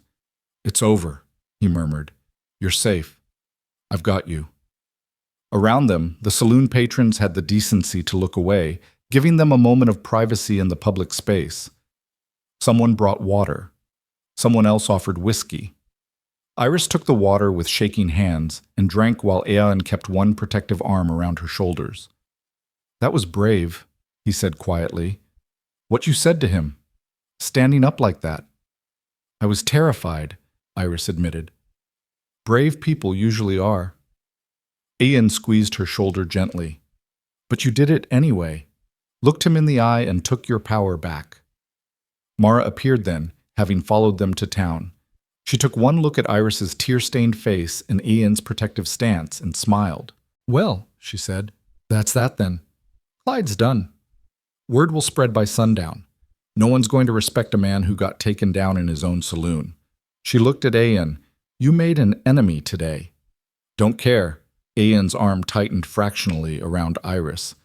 Some things are worth fighting for. They stayed in town long enough to give formal statements to the sheriff and make sure Clyde was securely locked up. The territorial marshal would be by within the week, they were assured, and charges would be filed. It wasn't perfect justice, but it was something. The ride home was quiet, both of them exhausted and emotionally wrung out. The sun was setting as they crested the rise above the farm, painting the snow in shades of gold and amber. The barn was a charred ruin, but the cabin stood solid, smoke rising from the chimney where Mara must have rebuilt the fire before heading back to her own place. We'll rebuild, Ian said, following her gaze. Better than before. Stone foundation this time, so it won't burn again. I'll help, Iris said, however I can. I know you will. Ian dismounted and helped her down, his hands lingering on her waist for a moment longer than necessary. Iris, He stopped, seeming to struggle with words. Thank you. For being brave today. For standing with me. Where else would I stand? Iris asked softly. You've given me everything. A home. Safety. Hope. The least I could do was stand beside you. Something shifted in Ian's expression, something warm and tentative and fragile. It's more than that, though, isn't it? More than gratitude. Iris's breath caught. They were standing close, his hand still on her waist, the dying sunlight turning his gray eyes silver. Yes, she whispered. It's more. For me, too, Ian said, so quietly she almost didn't hear. I didn't think I could feel this again. But you He stopped, shaking his head. I'm not good with words. You're doing fine, Iris said, her heart thundering. Ian smiled, small and real. What I'm trying to say is, you're not just someone I'm protecting. You're someone I... He took a breath. Someone I care about. More than I probably should, given everything. There's no should, Iris said, echoing Mara's words. There's just what is. And what is this? Ian asked. Iris reached up, cupping his cheek with one hand. This is two broken people learning to be whole. This is finding home in the last place we expected. This is... She paused. This is something worth keeping. Yeah, Ian agreed, his voice rough. It is. He leaned down slowly, giving her time to pull away if she wanted, but Iris didn't want to pull away. She wanted this, wanted him, with a fierceness that surprised her. Their lips met gentle and tentative, a question and an answer, a beginning. When they finally pulled apart, the stars were coming out, scattered like diamonds across the darkening sky. They stood there in the snow, foreheads touching, breathing the same air, while the horses waited patiently and the cabin beckoned with warmth and safety. Come on, Ian said softly, let's go home. And they did, together, while the world transformed around them and hope bloomed where despair had once lived. The battle wasn't over. Clyde might escape. Winter was long. Life was unpredictable and hard. But they'd face it together, these two survivors who'd found each other in darkness and chosen light. That was enough. More than enough. It was everything. The kiss changed everything and nothing. They didn't speak of it that night, both too raw from the day's violence and too uncertain of what words could possibly capture what had passed between them in the snow. But something had shifted, subtle as seasons turning, profound as bedrock settling into place. When Iris said goodnight and retreated to her room, Ian's eyes followed her with an expression she'd never seen before, tender and wondering, like he was looking at something precious he'd thought lost forever. Sleep came easier than expected, her body finally giving in to exhaustion, but her dreams were vivid and strange, cycling between her uncle's hateful face and Ian's gentle hands, between fire and safety, between the girl she'd been and whoever she was becoming. She woke several times to moonlight streaming through her window, each time taking a moment to remember where she was, to feel the solid reality of locked doors and clean sheets and the distant sound of Ian moving through the cabin like a guardian ghost. Morning brought weak winter sunlight and the smell of coffee. Iris dressed slowly, her fingers fumbling with buttons as nerves fluttered in her stomach. What did you say to someone after you'd kissed them, after you'd stood together against violence, after everything had changed? But when she emerged, Ian was at the stove making eggs, and he looked up with a smile so natural and easy that her anxiety melted. Morning, he said. Sleep all right? Better than I expected. Iris moved to help, falling into their established rhythm of morning tasks. You? Same. He didn't elaborate, but there was color in his cheeks that hadn't been there before, a lightness in his movements that spoke of something like hope. I was thinking, after breakfast we should check on the horses, make sure they settled after yesterday's excitement. Then maybe start planning the new barn. Already? Iris asked, surprised. No point dwelling on what's gone. Ian plated the eggs and brought them to the table. Fire took the barn, but the horses are safe. That's what matters. We rebuild, we move forward. That's how you survive. There was wisdom in that, hard-earned wisdom that came from losing everything and somehow continuing anyway. Iris nodded, settling into her chair. They ate in comfortable silence, passing salt and bread between them with the ease of people who'd learned each other's patterns. When Ian's hand brushed hers, reaching for the coffee pot, he didn't pull away quickly, just let the touch linger, warm and deliberate, before pouring her cup with careful attention. Iris, he said suddenly, setting down the pot. About yesterday. About what I said, what we... He stopped, jaw working. I don't want you to feel obligated. You've been through hell. I know emotions run high during danger, and I don't want to take advantage of... You're not, Iris interrupted firmly. Taking advantage. I kissed you back, remember? That wasn't fear or obligation. That was... She searched for words. That was me wanting to, choosing to. Ian's shoulders relaxed fractionally. Yeah? Yeah. Iris reached across the table, taking his hand properly this time. I know it's complicated. I know there's Sarah and what you lost, and there's my uncle and all that ugliness. But what I feel, what's between us, that's separate from all that. That's just us. Us, Ian repeated like he was testing the word. Then his grip tightened on her hand. I like the sound of that. They finished breakfast, still holding hands across the table. And if Iris's heart was beating too fast and Ian's smile was wider than she'd ever seen it, neither of them mentioned it. Some things were too new, too fragile to examine too closely. The horses had weathered the chaos better than expected. Ghost was imperious as always, demanding attention and treats with the entitled air of equine royalty. The mares were skittish but calming, and Copper greeted Iris with such enthusiastic affection that she laughed, the sound startling a flock of birds from the nearby trees. He missed you, Ian observed, watching the gelding nuzzle Iris's hair and pockets in search of apples. I was gone less than a day. Doesn't matter, you're his favorite. There was no jealousy in Ian's tone, just warm amusement. Can't blame him. You got a gentle way about you. Animals sense that. They spent the morning tending the horses and surveying the barn damage. The structure was a total loss, but Ian walked the perimeter with a thoughtful expression, occasionally crouching to examine foundation stones or test timbers. We'll need help, he said finally. Can't rebuild alone, not before winter really sets in. But come spring, we can do it proper. Stone base, good timber, metal roof, so it won't catch again. He looked at Iris. If you're still here in spring. Where else would I be? Iris asked, surprised. Ian shrugged, suddenly awkward. I don't know, maybe you'll want to leave eventually. Find something better than a half-rebuilt farm and a broken-down farmer. You're not broken down, Iris said hotly. And there's nothing better than this. She gestured at the farm, the mountains, him. Then home. The word hung between them, weighted with meaning. Ian's expression softened into something that made Iris's chest ache. Home, he repeated quietly. Yeah, that's what this is, isn't it? They were standing close again, the remains of the barn at their backs and the winter sun painting gold across the snow. Ian reached out slowly, tucking a strand of hair behind Iris's ear with calloused fingers that trembled slightly. I'm going to kiss you again, he said. Not quite a question, but not quite a statement either. If that's all right. It's all right, Iris whispered.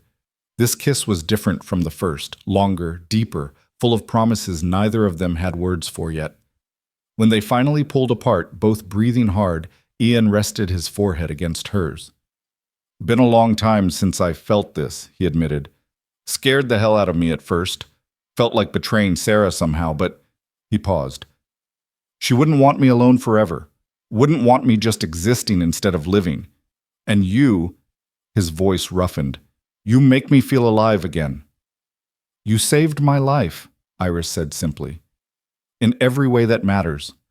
The least I can do is help you remember yours is worth living. They stood there wrapped in each other while the horses grazed nearby, and the mountains watched with ancient indifference. Eventually, the cold drove them inside, where they spent the afternoon in quiet domesticity. Iris mending clothes while Ian repaired a broken chair, both of them stealing glances when they thought the other wasn't looking. That evening, Mara arrived again with her usual lack of ceremony, bursting through the door with a basket and a knowing smile. Well, well, she said, looking between them with sharp eyes that missed nothing. Something's different here. Nothing's different, Ian said too quickly. Please, I've been midwifing and matchmaking for 40 years. I know what new love looks like. Mara set her basket on the table and fixed them both with a stern look. So, we doing this proper, or are you two going to dance around it forever? Mara, Iris started, feeling heat flood her face. Don't Mara me, child.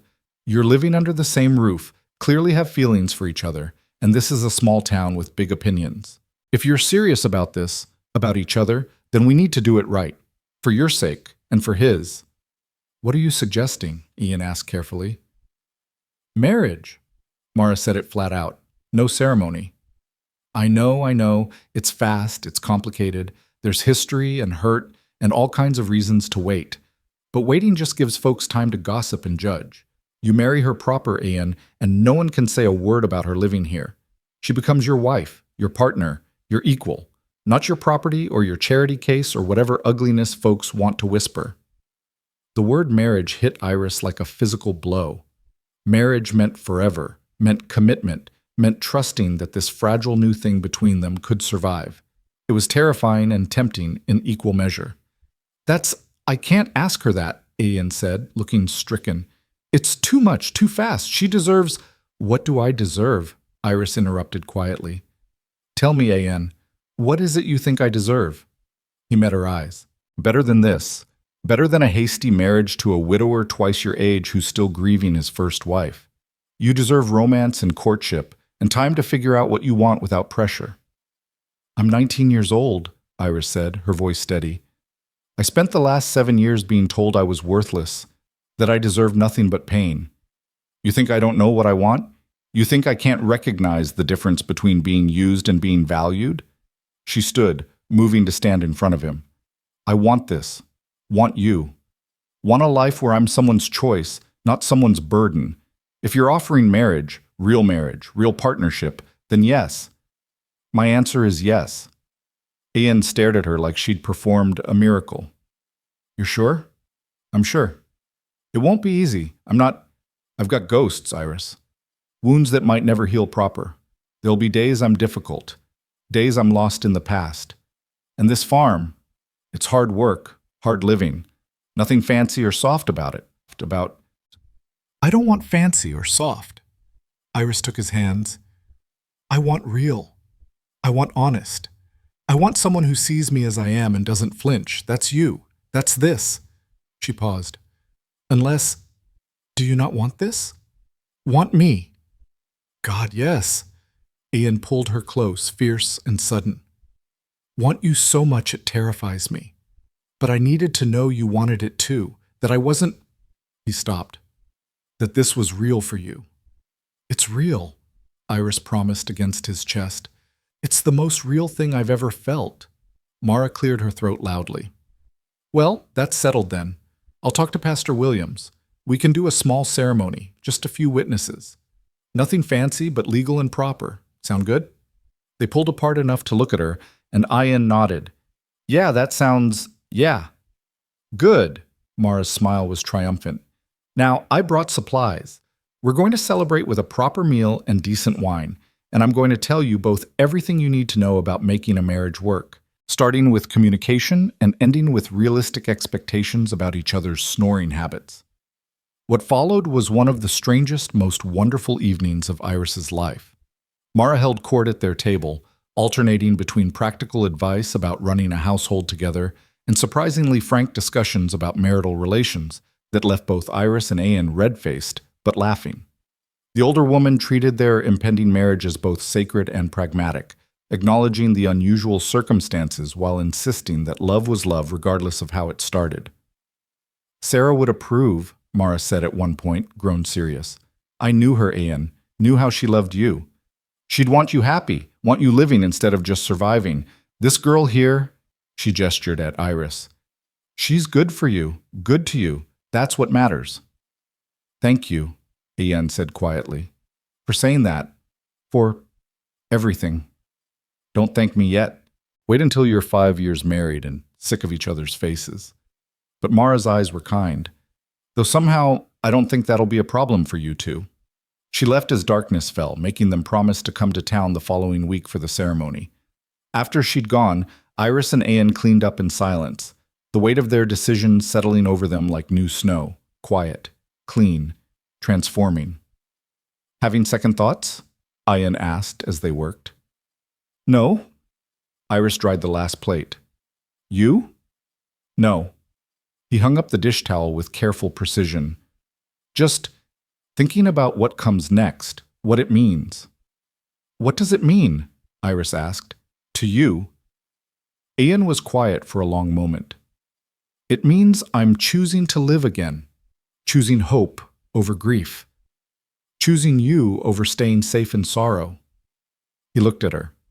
That's terrifying. But it's also right. It feels right. To me too, Iris agreed. They stood there in the lamplight kitchen, two people on the edge of something enormous and irrevocable. Then Ian held out his hand. "Walk with me?" he asked. "Just for a minute. Want to show you something." Iris took his hand, letting him lead her outside. The night was cold and crystalline, stars scattered thick as spilled salt across black sky. Ian walked them away from the cabin to a small rise that overlooked the farm and the valley beyond. "This is where Sarah and I stood when we first bought the land," he said quietly. "We looked out at all this emptiness and saw possibility, saw our future, the farm we'd build, the life we'd make, the family we'd raise." His voice caught.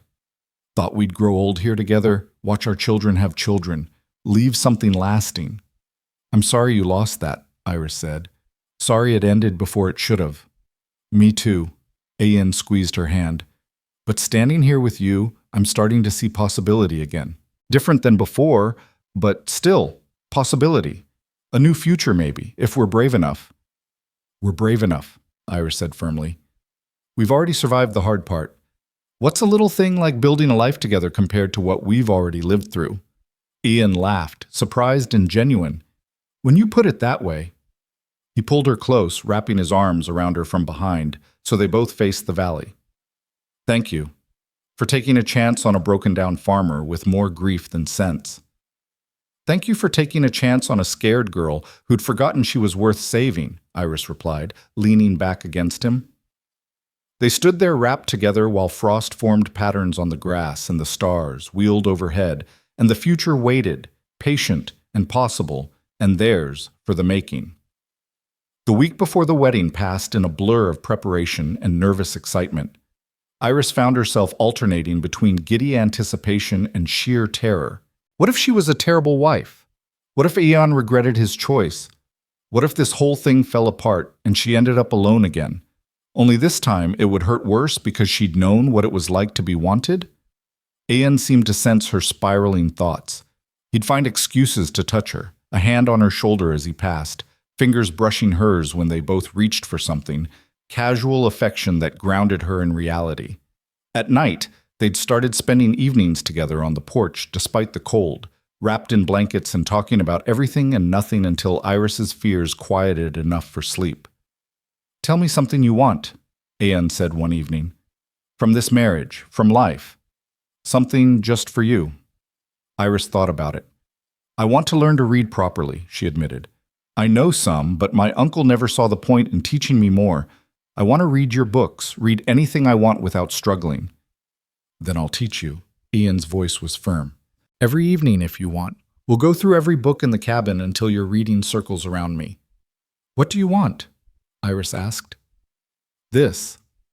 Ian gestured at the space between them.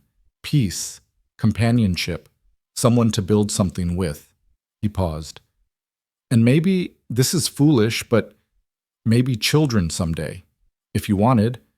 I know it's asking a lot after what you've been through, and if you never want that, it's all right, but I want that," Iris interrupted softly. "Someday, when we're ready, I want to give you back what you lost. Not the same, never the same, but new life, new hope." Ian's hand found hers in the darkness. "We've got time. No rush. Just knowing you'd want that eventually, that's enough." The day before the wedding, they rode to town together to finalize arrangements. Pastor Williams was kind, but clearly scandalized by the short courtship, though he agreed to perform the ceremony. Mara had organized everything with her characteristic efficiency. A simple ceremony in the church, a small gathering afterward at her home. Nothing fancy but proper and legal. "You need a dress," Mara announced, steering Iris toward the general store. "Can't get married in everyday clothes." "I don't need anything special," Iris protested. "Just something clean. Nonsense. Every bride deserves to feel beautiful on her wedding day, even practical ones." Mara's tone brooked no argument. The shopkeeper, Mrs. Garrett, was coolly professional as she brought out several dresses. Iris tried on 3 before finding one that fit. Simple cream-colored cotton with lace at the collar and cuffs. Nothing elaborate, but clean and pretty. When she emerged from the dressing room, Ian looked up from the farm implements he'd been pretending to examine, and his expression made her breath catch. "You look—" He stopped, clearing his throat. Beautiful. You look beautiful. It's just a dress, Iris said, but she was smiling. It's not just a dress. Ian's voice was low. It's you, and you're beautiful. Mrs. Garrett sniffed disapprovingly, but wrapped the dress without comment. As they left the store, loaded with supplies and wedding clothes, they nearly collided with the sheriff. Thorne, Miss Vale, Dawson tipped his hat. Wanted to let you know, Marin made bail, posted by his drinking buddies. He's supposed to stay away from you both, but he shifted uncomfortably. Wanted you to know, just in case. Ice slid down Iris's spine. When? Yesterday. The sheriff looked apologetic. I sent word to your place, but I guess you were already gone. Ian's face had gone hard. He been seen around town? Not yet, but keep your eyes open. Man like that, he don't take losing well. They rode home in tense silence, both scanning the tree line for threats. But the farm was undisturbed, the horses peaceful, no signs of intrusion. Still, Ian insisted on checking every window lock, every door, before allowing himself to relax even slightly. He won't ruin this feat, he said fiercely that night. Won't let him ruin this. Maybe he won't come, Iris said, trying to convince herself as much as Ian. Maybe he learned his lesson. But neither of them really believed it. The wedding day dawned cold and clear, the kind of winter morning that felt scrubbed clean by frost. Iris woke with butterflies swarming her stomach and her hands shaking as she dressed. This was it. Today she became someone's wife, Ian's wife. Today she chose her future instead of having it chosen for her. Mara arrived early to help with hair and makeup, chattering cheerfully to cover Iris's nerves. You're allowed to be scared, child. Getting married is terrifying even in the best circumstances. But look at me. She cupped Iris's face gently. You're doing the right thing. I feel it in my bones. What if I'm a terrible wife? Iris whispered. Then you'll learn to be better. That's what marriage is, learning and growing together, messing up and forgiving and trying again. Mara smiled. You'll be fine. Better than fine. The ceremony was small and simple, just as Mara had promised. A handful of townspeople attended, some out of genuine goodwill, others clearly driven by curiosity. Iris barely noticed them. Her entire focus was on Ian, standing at the altar in his best clothes with his hair combed back and his eyes locked on hers like she was the only person in the world. Pastor Williams read from Scripture, talked about love and commitment and the sanctity of marriage. Iris heard maybe half of it, too focused on Ian's hands holding hers, on the promise in his eyes, on the enormous leap of faith they were both taking. Do you, Ian Thorne, take this woman to be your lawfully wedded wife? I do. No hesitation, no doubt. And do you, Iris Vale, take this man to be your lawfully wedded husband? I do. Her voice was stronger than she expected. Then by the power vested in me, I pronounce you husband and wife. You may kiss your bride. Ian leaned down, and his kiss was gentle and reverent and full of promises. Around them, people applauded politely. But Iris was only aware of him, of solid, certain, wonderful him, and the knowledge that she was safe now. Protected. Chosen. Wanted. They were married. The gathering at Mara's afterward was warm and surprisingly joyful. Someone had brought a fiddle, and there was dancing and food and laughter. Iris found herself passed from partner to partner, dancing until she was breathless and dizzy. But she kept finding her way back to Ian, drawn like a compass to north. Happy? He asked during a quiet moment, both of them catching their breath on the edge of the celebration. Terrified, Iris admitted. But yes, happy too. Me too. Ian kissed her forehead. Ready to go home, Mrs. Thorne?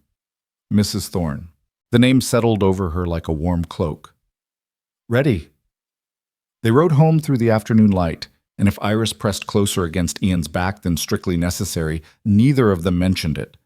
The farm looked peaceful as they crested the rise. Their farm now, their home, their future spread out before them in snow and possibilities. That night, after awkward and tender and ultimately beautiful discovery of each other, after nervous laughter and whispered confessions, and the profound intimacy of choosing vulnerability, Iris lay wrapped in Ian's arms and thought about how far she'd come. From worthless burden to cherished wife. From property to partner. From surviving to living. "I love you," she whispered into the darkness, the first time she'd said it aloud. Ian's arms tightened around her. "I love you too. God help me, I do."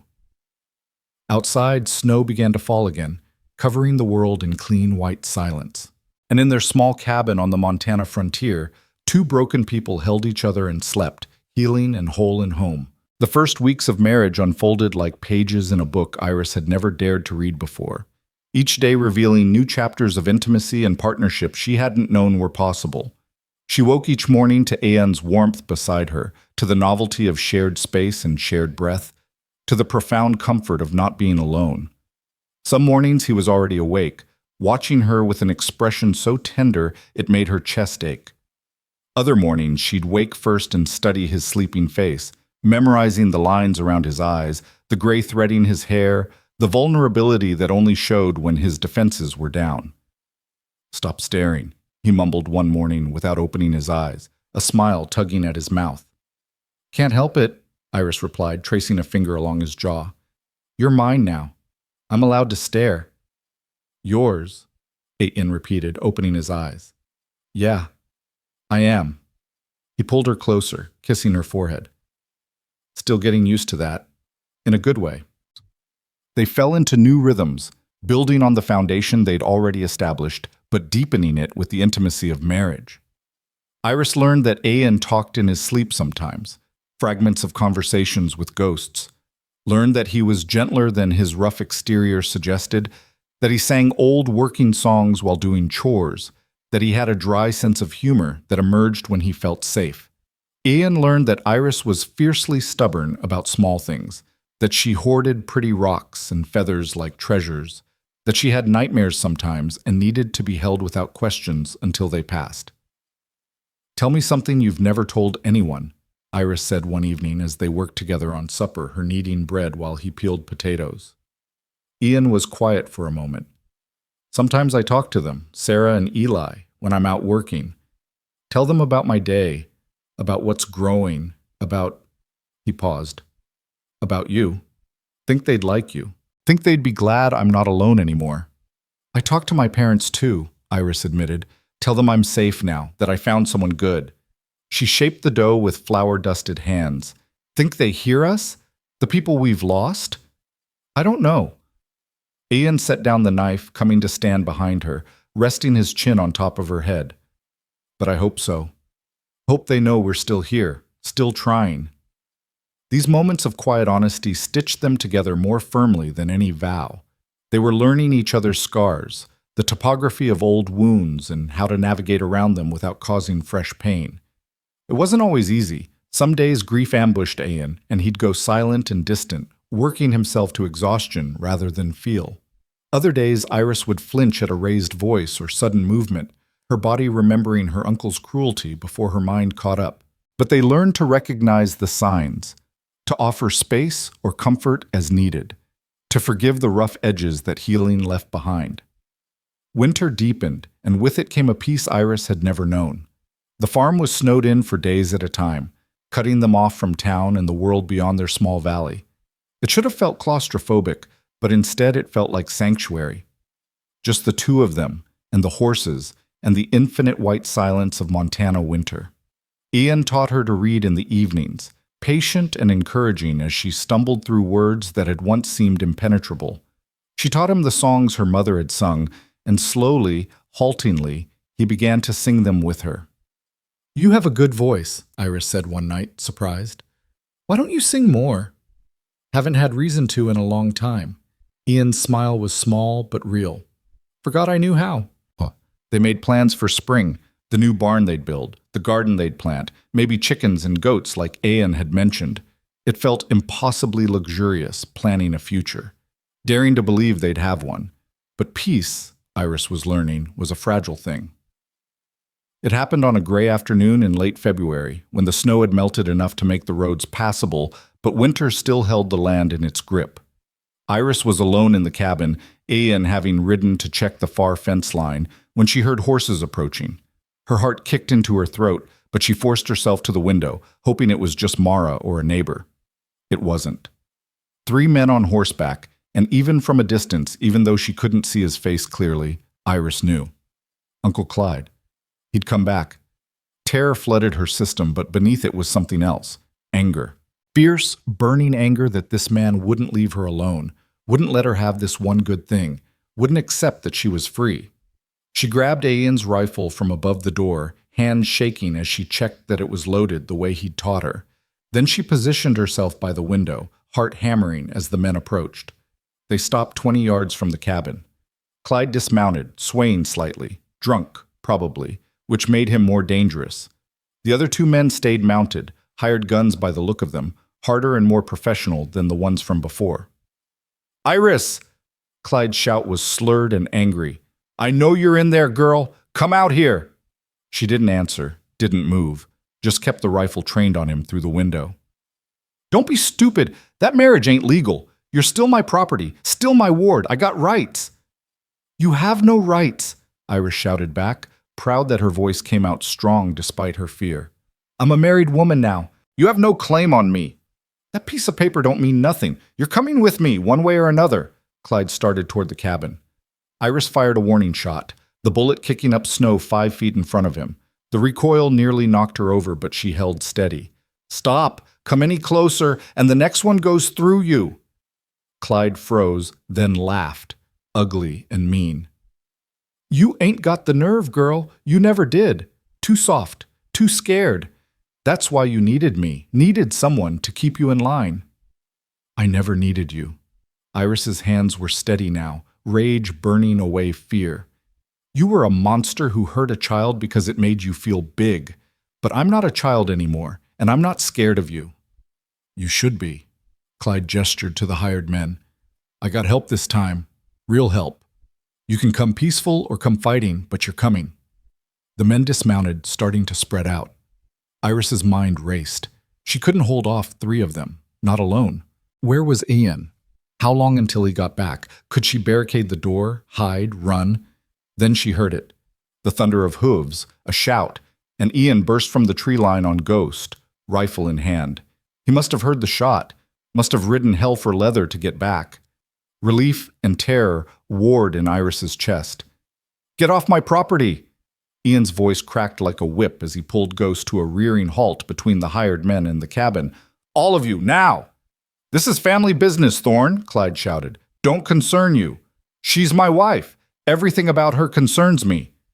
Ian leveled his rifle at Clyde. "And you were warned. Told you what would happen if you came back."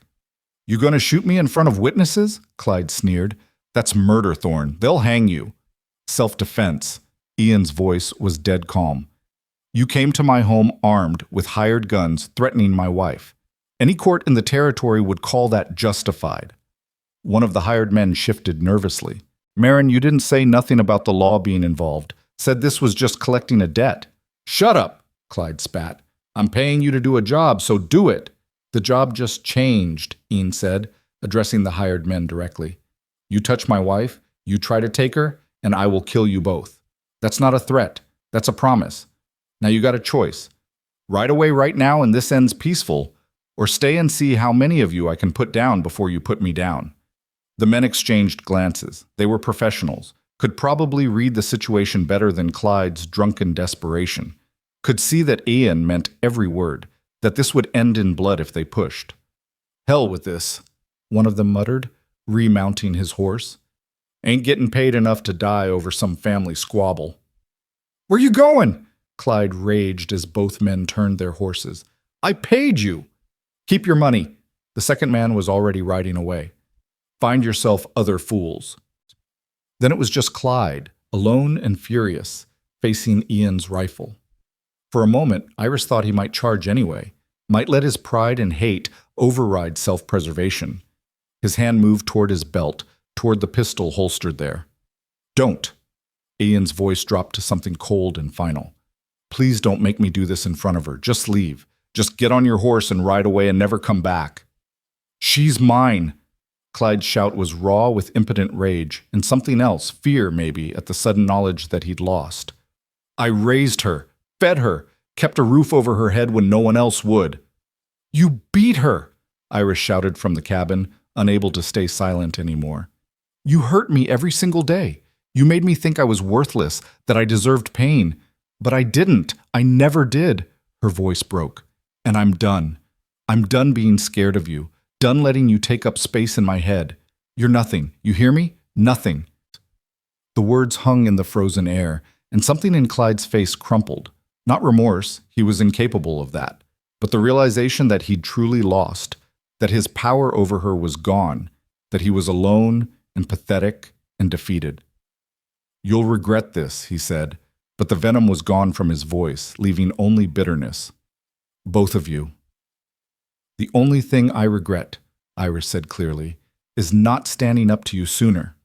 Clyde stood there a moment longer, swaying in the snow, a broken man who'd never been whole. Then he turned and stumbled toward his horse, mounting with difficulty. He looked back once, and in his eyes was nothing but empty hate. If you ever come back here, Ian called after him. If I ever see you near my wife again, I won't give you another chance. You understand me? Clyde didn't answer, just spurred his horse and rode away, disappearing into the gray afternoon like a bad dream fading with morning light. The silence that followed felt enormous. Ian dismounted slowly, still watching the tree line, rifle ready. Only when several minutes had passed with no sign of return did he finally lower his weapon and turn to the cabin. Iris met him at the door. She was shaking now, adrenaline draining away and leaving her hollow. Ian caught her as her knees gave out, holding her while she shook and gasped and tried to remember how to breathe. It's over, he murmured into her hair. It's over now. He's gone. What if he comes back? Iris managed through chattering teeth. He won't.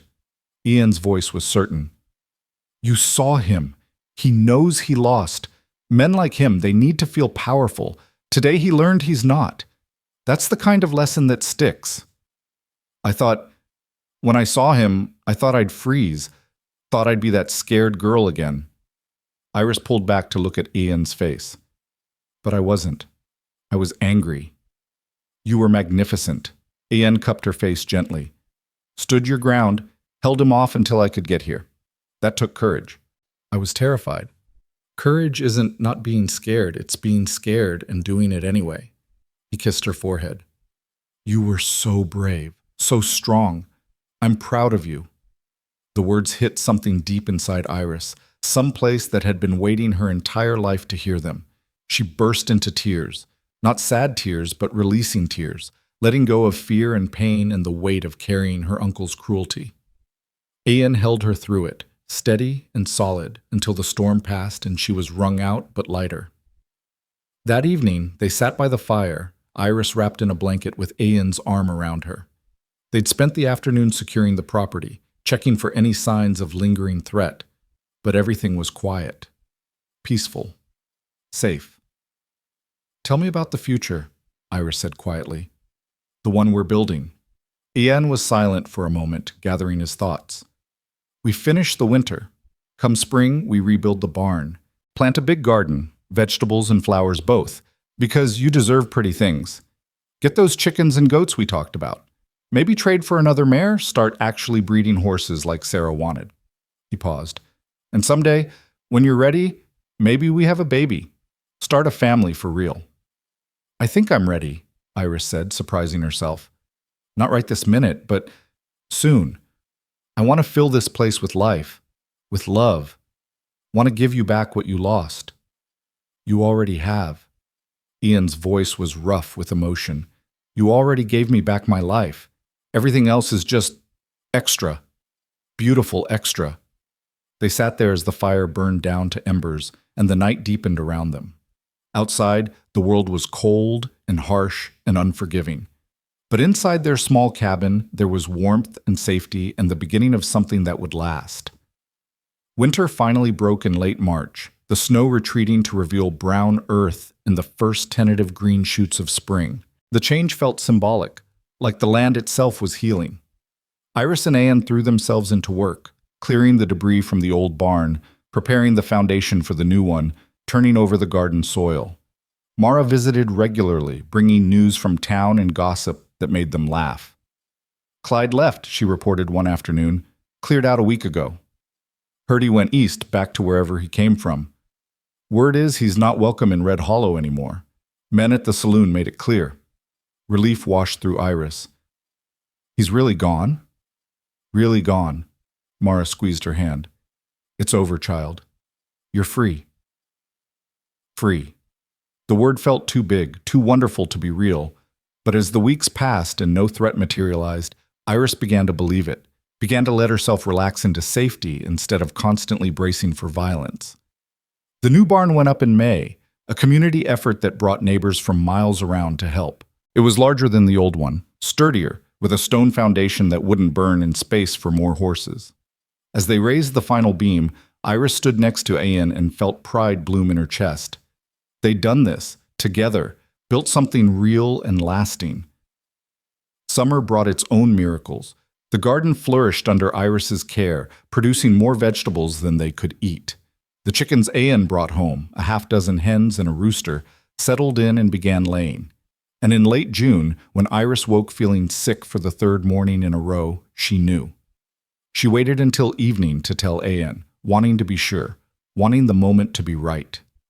They were sitting on the porch watching the sunset, the comfortable silence they'd mastered broken only by birdsong and the distant sound of horses.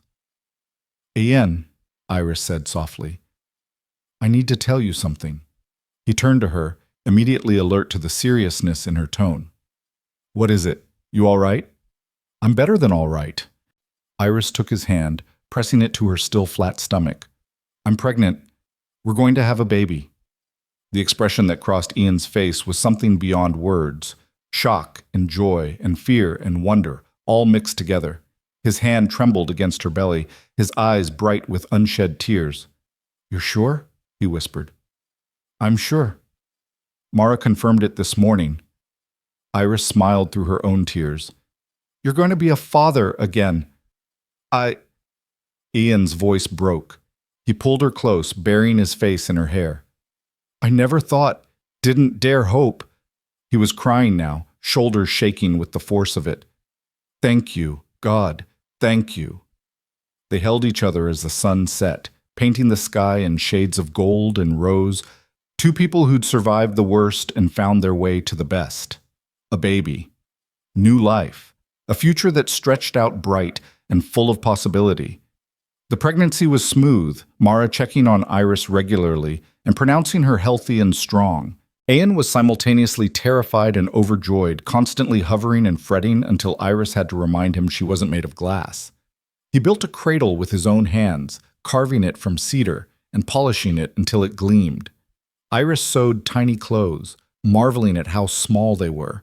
How much hope could be contained in such small things? Boy or girl? Ian asked one evening, his hand on her swelling belly. I don't care, Iris said honestly. As long as they're healthy, as long as we get to keep them. We will. Ian's voice was firm. No fires this time. No tragedy. Just life. Normal. Boring. Beautiful life. The baby came in late February, born in a snowstorm with Mara attending and Ian pacing the main room like a caged animal. It was hard and painful and longer than Iris expected, but when Mara finally placed a squalling, red-faced infant in her arms, every moment of pain evaporated. A girl, Mara announced, beaming. Healthy and strong. Well done, Mama. Ian was in the room a moment later, his face pale and frightened until he saw them both alive and whole. Then he collapsed to his knees beside the bed, reaching out with shaking hands to touch his daughter's tiny fist. She's perfect, he breathed. She's perfect. What should we name her? Iris asked, exhausted and exhilarated. Ian looked at her, then at the baby, then back. Hope, he said softly. I want to name her Hope, because that's what she is. That's what you both are. My hope, my future, my everything. Hope Thorne, Iris tested the name. I like it. Hope grew through the spring and summer, thriving in the mountain air. She had Ian's gray eyes and Iris's dark hair, a perfect blend of both of them. Watching Ian with her was bittersweet and beautiful. She could see the ghosts he carried, the son he'd lost, but she could also see him learning to love again without fear.